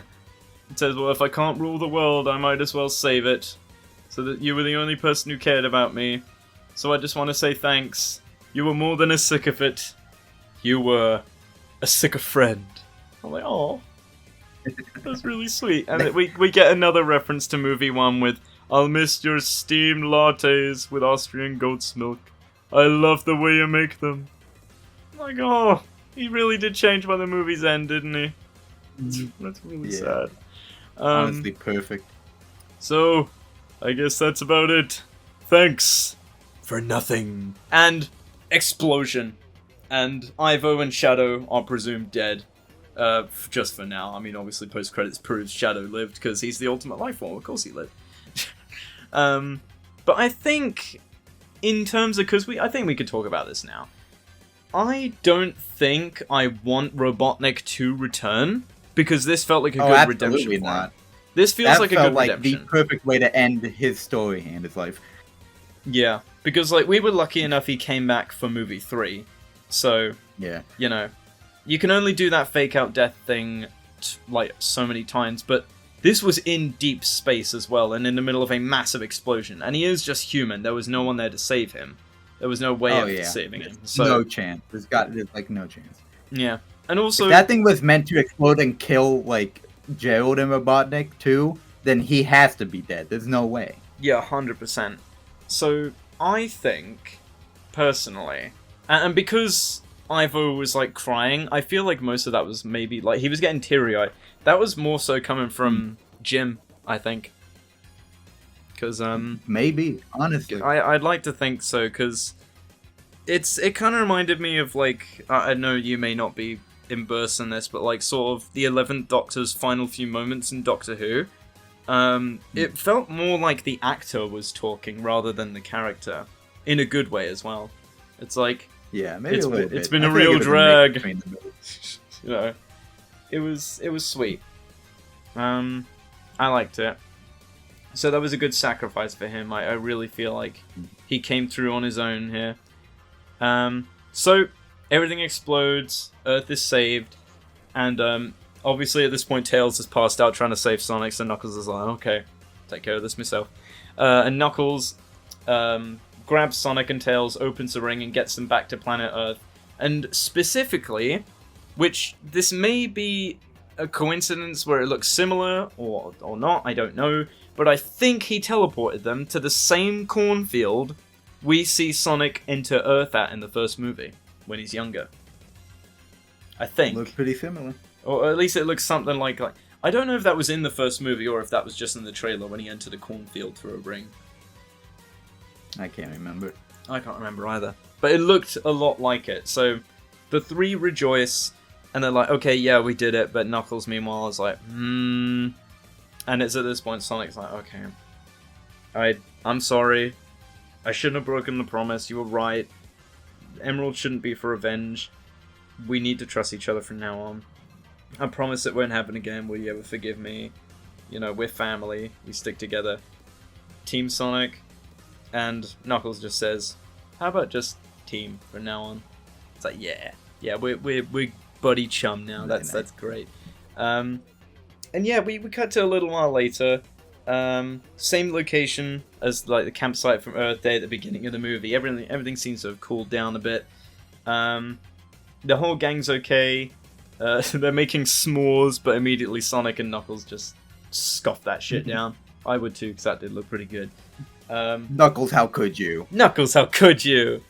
Tom does emerge from a tent. It's like, oh, he's alive. And I'm like, oh yeah, of course he's alive. I can't believe I thought he was going to die. They wouldn't go that far.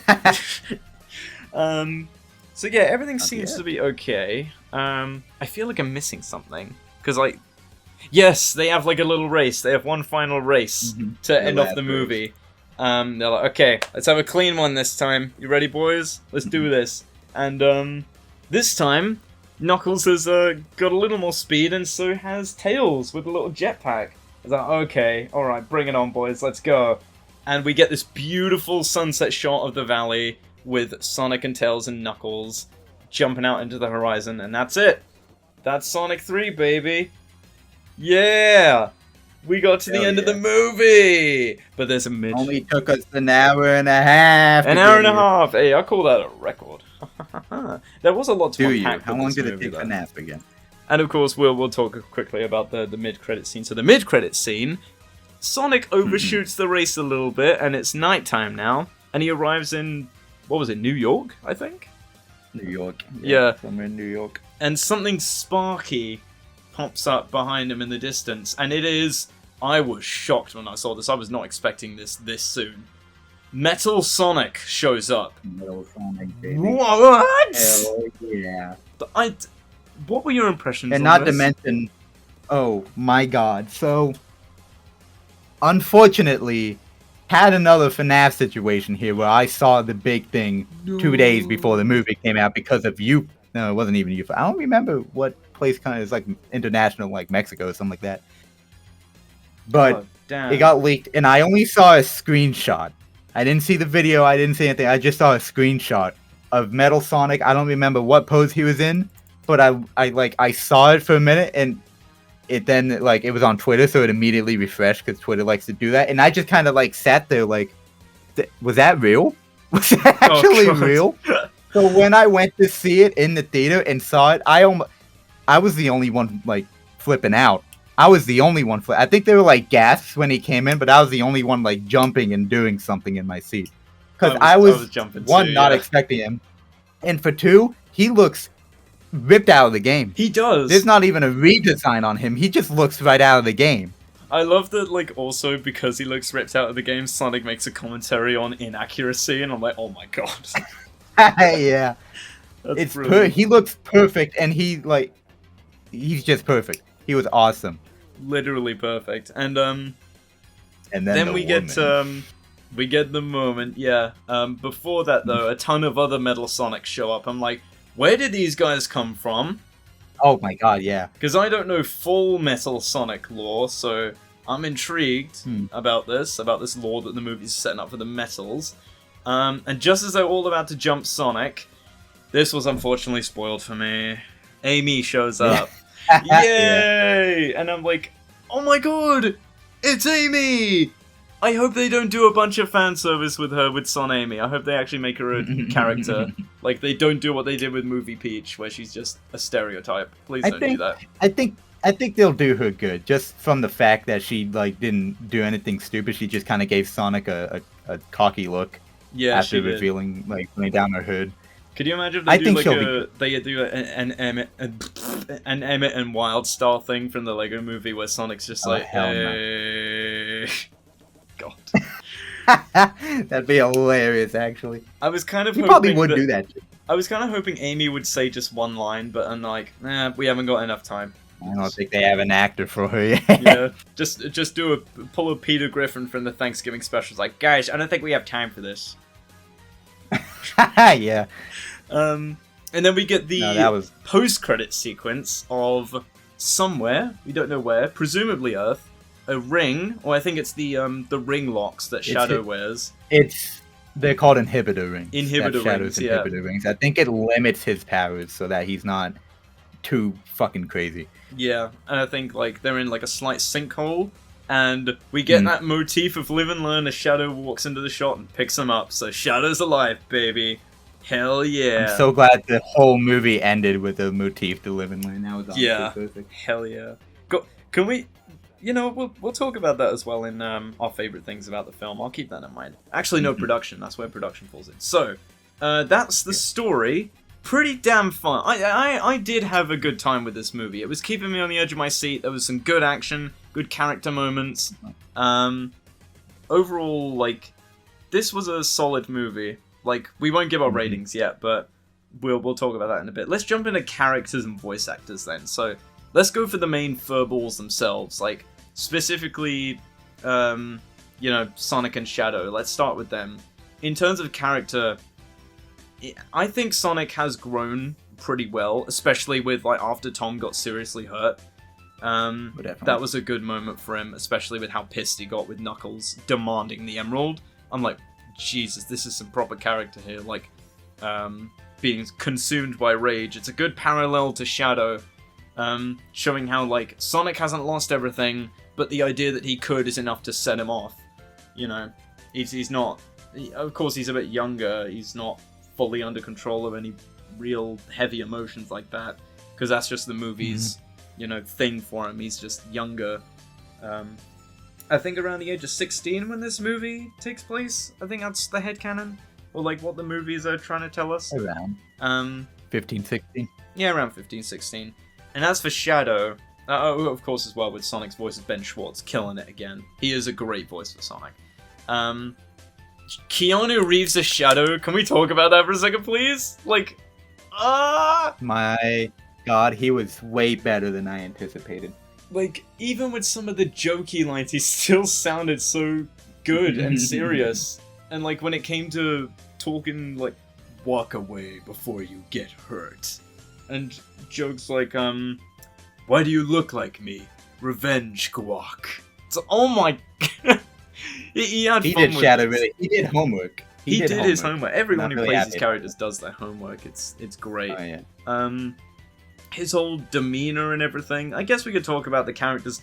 We'll talk about the animation of the characters here as well, because production-wise, we'll talk more about the action and stuff. The animation on the characters, but the best, like the best it's ever been. Which obviously, the but like quality of the three movies. It's like, I know it's not much saying it's the best when it's the third movie in, but like keep in mind, this is at its core just some kids movie about a fast anthropomorphic hedgehog, and yet it looks this good. Like, how in the Jesus? And the references and like the movement of the characters as well. Like, oh, one thing I do want to mention, there was no flossing in this movie. Finally! Thank you! No Fortnite dances. No Fortnite dances. They finally learned. So yeah, in terms of like Shadow, I don't know too much about him. I know about the Maria backstory. This movie gave more context to that. How dark his past is, how much he cares about Maria, and how much that affects him, and his sort of like look on the world. It's like, they made me suffer, so it's time to make me suffer back and get even with them. It's a basic character motivation, but for a character like Shadow, again, being in stasis for 50 years, waiting for this day, you know, you got a lot of time to think in 50 years about how you're gonna, you know, go about exacting your vengeance when you're finally free. It's sort of like been boiling for Shadow, and I don't blame him for getting so angry. You know, he was dedicated to completing the mission by any means necessary. And yeah, it's good that he came around before, you know, he got too consumed by anger, and Sonic kind of talked sense into him by having a similar experience while not losing everything, still letting him know there's more to live for. even after you've lost everything. You can still get back up again. And only move forward, you know. That's what it's like when you hit rock bottom. You just got to keep moving. So, obviously, other smaller characters. The humans were great. Easily my favorite would have to be both Gerald and Ivo. Not just from their Jim Carrey performance, but their writing. We can finally talk about Ivo and his sort of, like, his descent into madness, slowing down after being humbled by someone who's even more crazy than him. Yeah. It's like, the plan was never to destroy the Earth. We could rule humanity. It's like, humanity's failed experiment, grandson. You should know that. No one cares about you. And it's only then he sort of realizes, well, there was one person who cared, and I sort of neglected them. You know, same as Ivo is doing to him, and now he knows how that feels. You know, it's like, oh my god, this is how it feels to, you know, not be cared for? This is horrible. I feel terrible now. I'm sorry, Stone. You were always my friend. I do care. Stone got a lot of character in this movie. Definitely. Of course, it's been building throughout the movies. Like, someone who started as just a token assistant to Eggman, soon to be replaced by his robots, or at least we thought, turned into someone who became genuinely entertaining and a good, like, side to Robotnik. And I think I prefer Stone in the movies over just having Orbot and Qbot eventually be built instead. Yeah. Because it's a good, again, adaptation. It's good to separate it from the games and all that, and I think Stone's a good example. Tom and Maddie and Wade and Rachel and Randall, they don't get much in the movie, so they're nice characters to watch when they're on screen, and they did get a good laugh out of me. They're mostly just, like, comedic relief, but when they get serious moments, you do genuinely care for the characters. Like, I was worried about Tom when he was maybe dead. I was like, oh, did they actually kill him? Did Shadow actually kill him? That'd be pretty dark if they killed him. They didn't kill him, but still, it's enough to make you worry and be concerned. And obviously for the adults watching this movie, they would rather invest in the humans than the furry animals, which is fine. Other characters like Walters, you know, good. He didn't last too long. That one agent, she was... she's probably the one who falls the most flat for me because she feels so token, you know, government agent person, you know. And I think the movie realized that by the time that whole exchanging the card to fake Walters scene ended. It's like, okay, that's her done. That's her done for the movie. It's over. She was only really an obstacle to get in Sonic's way. Wade was fantastic. We love Wade, 100%. He steals the movie. Definitely was. Yeah, peak character. There's also Tails and Knuckles. I want to talk about Tails quickly because his shift from movie 2 to movie 3 was like peak. It was so good, honestly. Because like definitely a lot better, a whole lot better. Like in the second movie, yeah, he was cute, he was silly, but like his fanboying over Sonic and being like, only Sonic the Hedgehog could blah blah blah blah blah. Yeah, that was kind of annoying. Like even as a Tails lover, I can say I did not like that very much, and it has not aged well. I'm one of the weirdos who doesn't like Tails in the second movie. Yeah. I just thought he was fine and kind of more of a, like, plot move along or... Yeah, kind of a plot device, really. Yeah. But in this movie, he does come into his own, I will say. Mm-hmm. Like, and Knuckles, we definitely got to see Knuckles be more active, I guess. More with Sonic, be more silly, but still be, like... He is... It's Knuckles. Yeah, I'd perfect say Knuckles. Knuckles is like an anti-Diesel 10 for any Thomas fans in here. It's like, yeah, he's goofy, but when he gets serious or gets mad, he could be pretty threatening. And, you know, there's a genuine air of, you know, uncertainty around him. It's his standout scene 100% is the scene where Sonic demands to get the Emerald. That is his best moment in the movie. Oh, yeah. So damn definitely. Good. He is patient enough to wait to break glass in case of emergency, but of course his goofiness is him getting antsy until he gets to do so. And then when he does, he pulls out the flames of disaster and punches. Yeah. Freaking awesome. Fantastic. Now, for the characters, I would say that's pretty much it. Because there wasn't too much of Tails and Knuckles, but they are still good for, you know, as part of Team Sonic. Production-wise, we're going to talk about the music, the animation, and the action in this. is there anything you'd like to say to start us off? I'd say production for this movie was definitely the highest of the three, definitely. So it was just a visual spectacle almost the entire time. Didn't matter what scene it was. They could have been at home in the forest with the basic daylight lighting, and they still looked there. They still looked really good. Music-wise, definitely a step up from the first two. I think less licensed song and just basic orchestral tracks and more games. Definitely more stuff from the games. I've heard a bit of like Sonic Adventure 2 songs and then some 6 songs even. Which I think could be a hint to something. Mm-hmm. And action definitely the best out of the video game movie. Like 100%. It was insane every single time, and it was so much fun to watch. And you were always sitting on the edge of your seat. You could always feel those tummy butterflies kick in when something crazy was happening on screen, and I just loved every moment of the action. I think all of it comes into like its best form in the last 30 minutes of the movie. That's when all three truly shine. Definitely. Like that was definitely the peak of the movie. Yeah. Even in like the names of the music tracks, I think more often than not on YouTube when you look up the tracks, they're all named after like significant scenes or like music pieces of Sonic. They're like all references and stuff. Yeah. Which I think is a good like the action is. Yeah, I think it's definitely the best of all the movies, you know. Shadow getting a gun, the motorcycle chase, jumping out of a helicopter, Shadow's breakout, the whole laser trying to shoot down Earth, the moon getting destroyed. I kind of wish they didn't put the moon getting destroyed in any of the trailers. Like, I know it's a trailer, it's going to show some intense stuff like that, but like, I don't know. Just that shot of the laser would have been enough. I don't know. Yeah, the trailers definitely got spoiler heavy after the second movie, or the second trailer. Yeah. Of this movie, it definitely started leaning more into spoilers, which sucked. So I kind of stopped watching everything. Yeah, I'll know that when it comes to FNAF 2. I'm just gonna watch the first official trailer and then no other ones. I'll watch just one official trailer. Their second trailer wasn't the first movie. At least wasn't that bad. It kind of showed more of the same. Yeah. Just with less Toreador much. Yeah. Still really sad that Toreador March didn't make it into the actual first movie. That's very disappointing. I'm still bad. I can't get on a FNAF ramble. This is for Sonic. This is for Sonic. Don't worry, we'll get onto that ramble when 2 comes out. Yeah.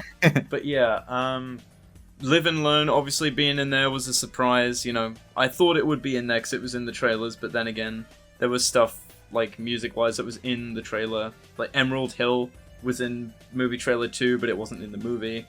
Wasn't in the movie, which sucked. I love Emerald Hill. Emerald Hill's great, man.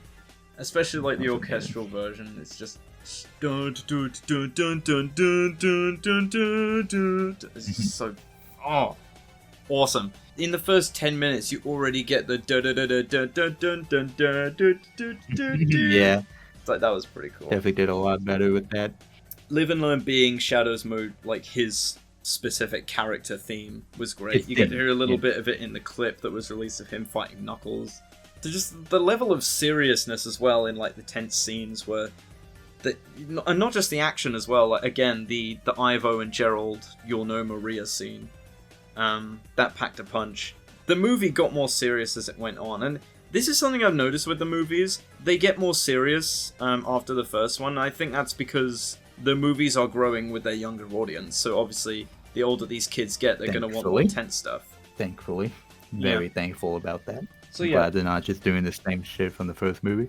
Yeah, just don't just have them in a car. Like, because this felt like second movie, but this one felt like a legit Sonic movie. Like, you're having them go out and fight robots. If they managed to top this in the fourth movie, like, just, you got me, dude. Take my money. Literally. Just, you know, he's going out fighting robots in space. There's a Master Emerald, there's Shadow, there's Maria, there's the gun backstory, there's, you know, Ivo and Gerald. I think this was the first time also Ivo and Gerald did cross paths. Is that just me? Is this the first time? Yeah. And I'm pretty sure this is one of the first time. If it isn't the first time, it's like the most major time. Yeah. And this was definitely like a hint of like there were hints in the games of apparently Ivo was jealous of Maria, even though he never got to meet her, but got more love. and they amped that up here. Maria and Shadow, this is apparently, the most we've seen of them in the franchise in one specific installment, which is great. So Shadow and Maria fans ate good with this. All around production was fantastic, and I guess we can get into our favorite stuff about the movie here. What were our favorite things about this movie? Because I think everyone unanimously agrees Shadow. But it stole the show. Oh, definitely. Shadow, the third act. Those are like the two biggest points of favorite things about this film. Yeah. Like Can't blame him. The writing in the third act as well, with Shadow egging on Sonic about Tom as well, like that, it just shows so much character. Again, that one line with Maria and Shadow about the stars, just it's like, this is a Sonic movie for the whole family, guys, and it's got this amount of tight writing and world building and tragedy and fun and actions. Oh my god! How did we get here? This started with an abomination of a human hedgehog man. It did. Like, imagine there's a universe out there where that design kept, and we still got 3 movies, and now we're to this point. God, I don't even want to know what with that old design. I don't even want to know what Tails would have looked like as well. I do. That sounds hilarious. I've seen those like fan clips of like that realistic fox with like those big ass eyes as well, just staring into the soul. Other favorite things, I think Ivo was definitely one of my favorite things about the movie because he carried such a level of seriousness to counteract. Gerald carried a level of seriousness to counteract Ivo. Sorry, my bad.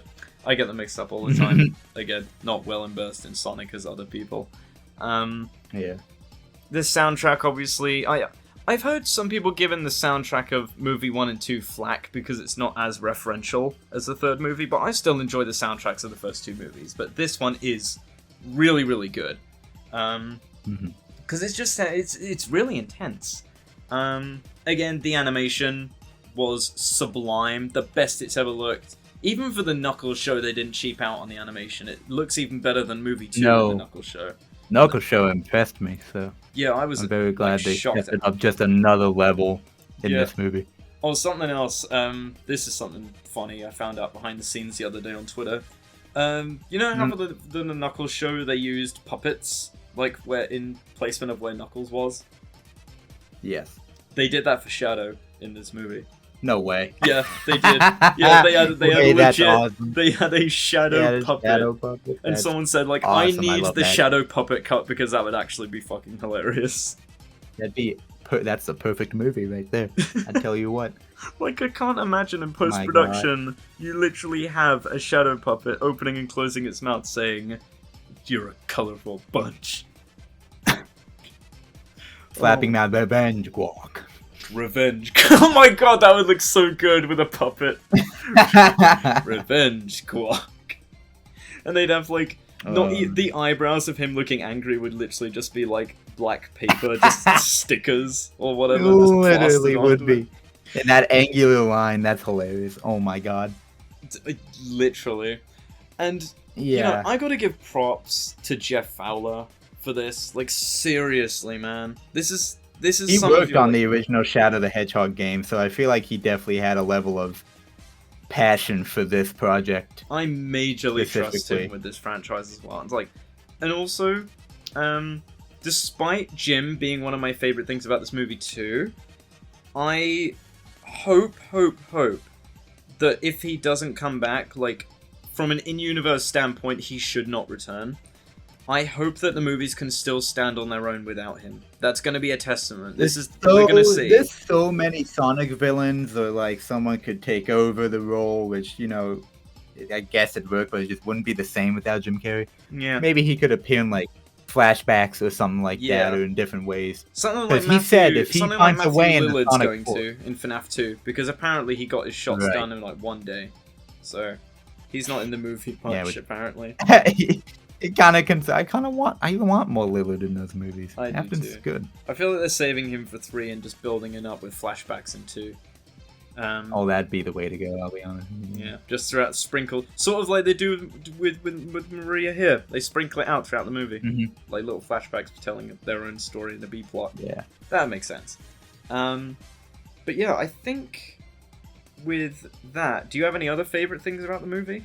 My favorite point of this whole movie was not only it shares first place, not only the live and learn stuff with the supers, even just like the whole Supersonic and Shadow stuff. All of that is like first place, but I don't think the Eggman live stream announcement thing gets enough credit for how perfectly built it was. Yeah. I adore the Eggman's like final message thing. I It agree. literally made me emotional. I was sitting there with like my mouth was open and I could even feel my eyes getting a little like burnt Me up. too. I It almost was cried perfect. too. Yeah. It was insane how like amazing that scene was, and I don't think it gets enough credit online. We need more credit for that scene. We do. That scene deserves more love. 100%. Because, like, let's remember, folks, it's an adaptation, not 100% retelling of the source material. You know, it's gonna take creative liberties like this to make it work in For an adaptation, honestly, as well as they could have done. Yeah, this was the best case scenario, and I will say, just top of the list for favorite things in the movie. Just the last 30 minutes. Everything about it was glorious. Even characters who don't appear much, still just got a laugh out of me for a moment, like Wade. They kind of gave Wade the Tomater Cars 3 treatment here, because they were maybe upset about like the reviews of the Wade and Knuckles show. Or the Knuckles and Wade Knuckles, whatever, you know what I mean. Knuckles, yeah. Or maybe just like internet response, because I know general audiences and critics liked the show. I liked the show. I thought it was great. It was just a fun time. It's just something you turn your brain off and just chill and enjoy. Yeah, and then save the bigger stuff for the movies, which it did. So yeah, I think we can move on to our final point here, which is our final thoughts on the movie and our ratings. Man, so overall, the movie in completion, how do you feel? For the movie as a whole, I think it did everything that it should have done as a Sonic Adventure 2 adaptation and a third film, proving that video game movies can be more than just look at this reference, look at them do this thing, and then have their own original bullcrap at the end, like at the side. This movie did everything it should have done. Music-wise, animation-wise, story-wise, character-wise, it did everything right.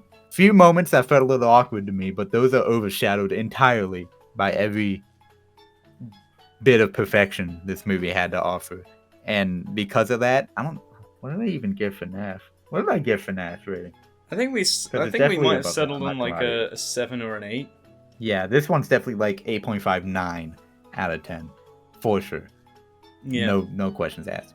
Oh god, excuse me, I had to burp there. Ugh. Keeping that in the final edit.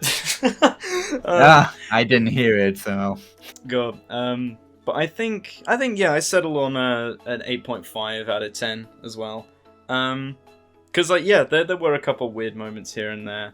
And I think also one of the issues that is a common one, even from people who majorly enjoy the movie, and I guess from myself, I mean, I didn't notice it upon the first time watching, so it wasn't too big of a problem, is the pacing.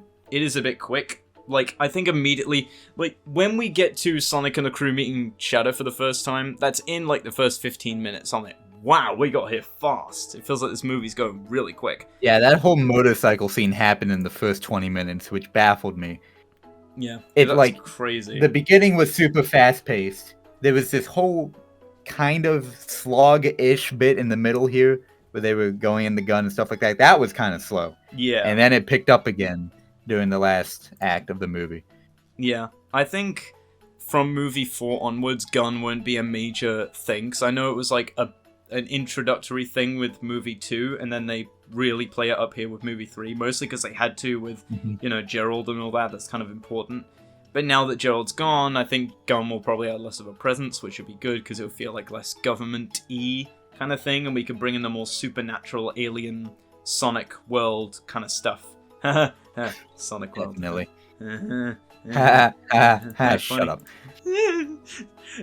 But yeah, I give it an 8.5 because, like, barring a few tiny things, it's a fun, action-packed movie. It did Sonic justice.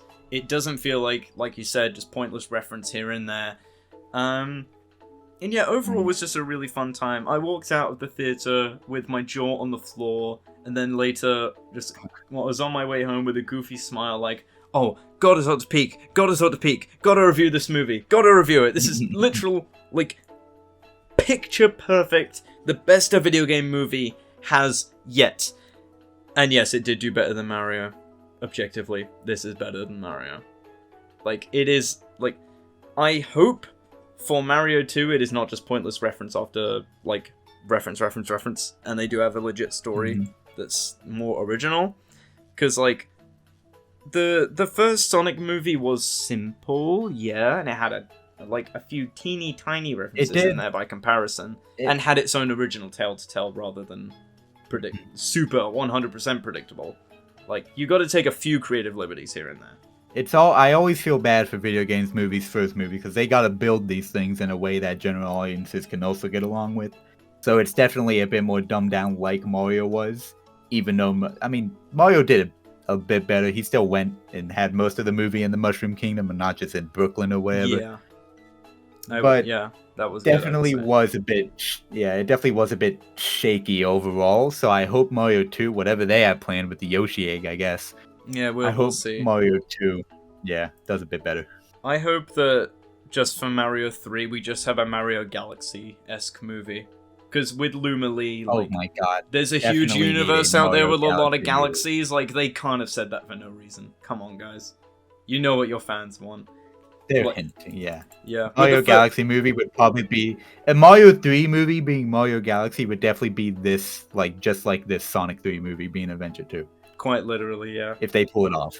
I think, honestly, the top of the video game movie chain right now, like the food chain, the longest straws are the Sonic franchise and the FNAF franchise. Because they retold, they're kind of retelling the stories with their characters, but still taking creative liberties enough where it's original material. You know, it is just doing what it's entailing. Adapting it, not 100% retelling it. Because, God forbid, we get 100% retelling of what FNAF has already told us, which is a hodgepodge mess. Yeah. I think it's Sonic and Mario above FNAF. Like, I want FNAF to be really good. But it just kind of isn't to me. You put Mario over FNAF in the movie industry? Yes, I do. That's fair. Because I think it's more faithful to Mario. That is true, yeah. Mike doesn't even do his job for more than one night. He just sleeps. And I wish I had more of Mike fending off the robots instead of You've got building robots, up you've got death, you've got jump scares, but they forgot one key element of making a Five Nights movie. Don't make everything else boring. Yeah. God. But yeah, guys, this movie, the peak of video game cinema as of the end of 2024. As of December 2024. Yeah. Literally. And we will see what 2025 entails with FNAF. FNAF 2. And I think that's it. That's it. Wow. That's literally it. We only have FNAF 2 as the big video game movies this year. I think, and then Mario is the next year in 26. And then we'll probably 27. We might get Sonic. Yeah, we get Sonic 4 in 27. Yeah. Yeah. God knows what's going to happen. Like when Sonic and Mario catch up and release a movie in the same year. Oh god. We'll see what happens then. We're gonna have to. I mean, we still have to also see when like that Bendy movie's coming out and Poppy and Neighbor, because that thing's. I don't know if they're gonna be like theater studio level like FNAF was, but they're definitely gonna be a big deal. Those respective areas. So we'll just have to see what happens then. We will. But that's going to be pretty much all from us, folks. Is there any final words we want to say before we sign off? Go watch the movie. Yeah, go watch the movie. And if you've seen it, then if you've already seen it, then go watch it again. Do it again. Because that's what I'm going to do when I get paid. I'm gonna take my boyfriend. Yep. I'm gonna take my boyfriend to see it because I promised him I'd take him. We only just recently watched Sonic 2 because he hadn't seen the Sonic movie, so we watched 1, 2, and I'm gonna take him to see 3. I didn't know you had one of those. A boyfriend? You never I never seen it. You never told me. You never. We need to talk more. That's what I'm learning from these reviews, man. Yeah. Where am I going to not talk to one of my major online friends? God, I'm such a bad friend. God. We had this whole series together and everything, and just throwing it away. My God, tired of this. I wanted to get to at least. We remember that whole checklist we had for 30 episodes of Fun Times. We couldn't even get to 10. God. I can't even find the group chat. Like, what was the original group chat even called? It was on my old account. I lost it. No. Okay, so now it's up to you, because this is still your account. You're gonna find it. God, I don't think I have it. I think it's gone because I did a clearance like 2 years ago of all my group chats. No! I know. Okay, now I have to ask Doggo. Got Doggo or Jexo, they're called now as well. Jexo, yeah, it's Jexo. Jexo, and specifically you, Microwave Man, alright? Come back! We need you! We need the... I talked to him I talked to him on WhatsApp, like, once every other month. He got robbed last time I talked to him, so I don't know what's going on with that poor dude. I feel so bad. He did wish me a Happy New Year, though. So that's good. At least I know he's still alive, and I do love the guy. He's great. I hope he's keeping well.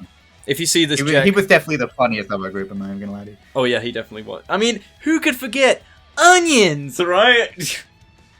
That was Doggo. That was definitely Doggo. That was my favorite joke, man. That was a running gag for a while. Enough rambling. That's gonna be it, folks. Thank you so much for listening to our Sonic Movie 3 review. Good movie. And we will see you all next time. Thank you for joining. Bye-bye. Have a good day. And check out the other reviews. Bye-bye. Ta-ta. Talk about low-budget editing. No cool clips or anything. You're out of here.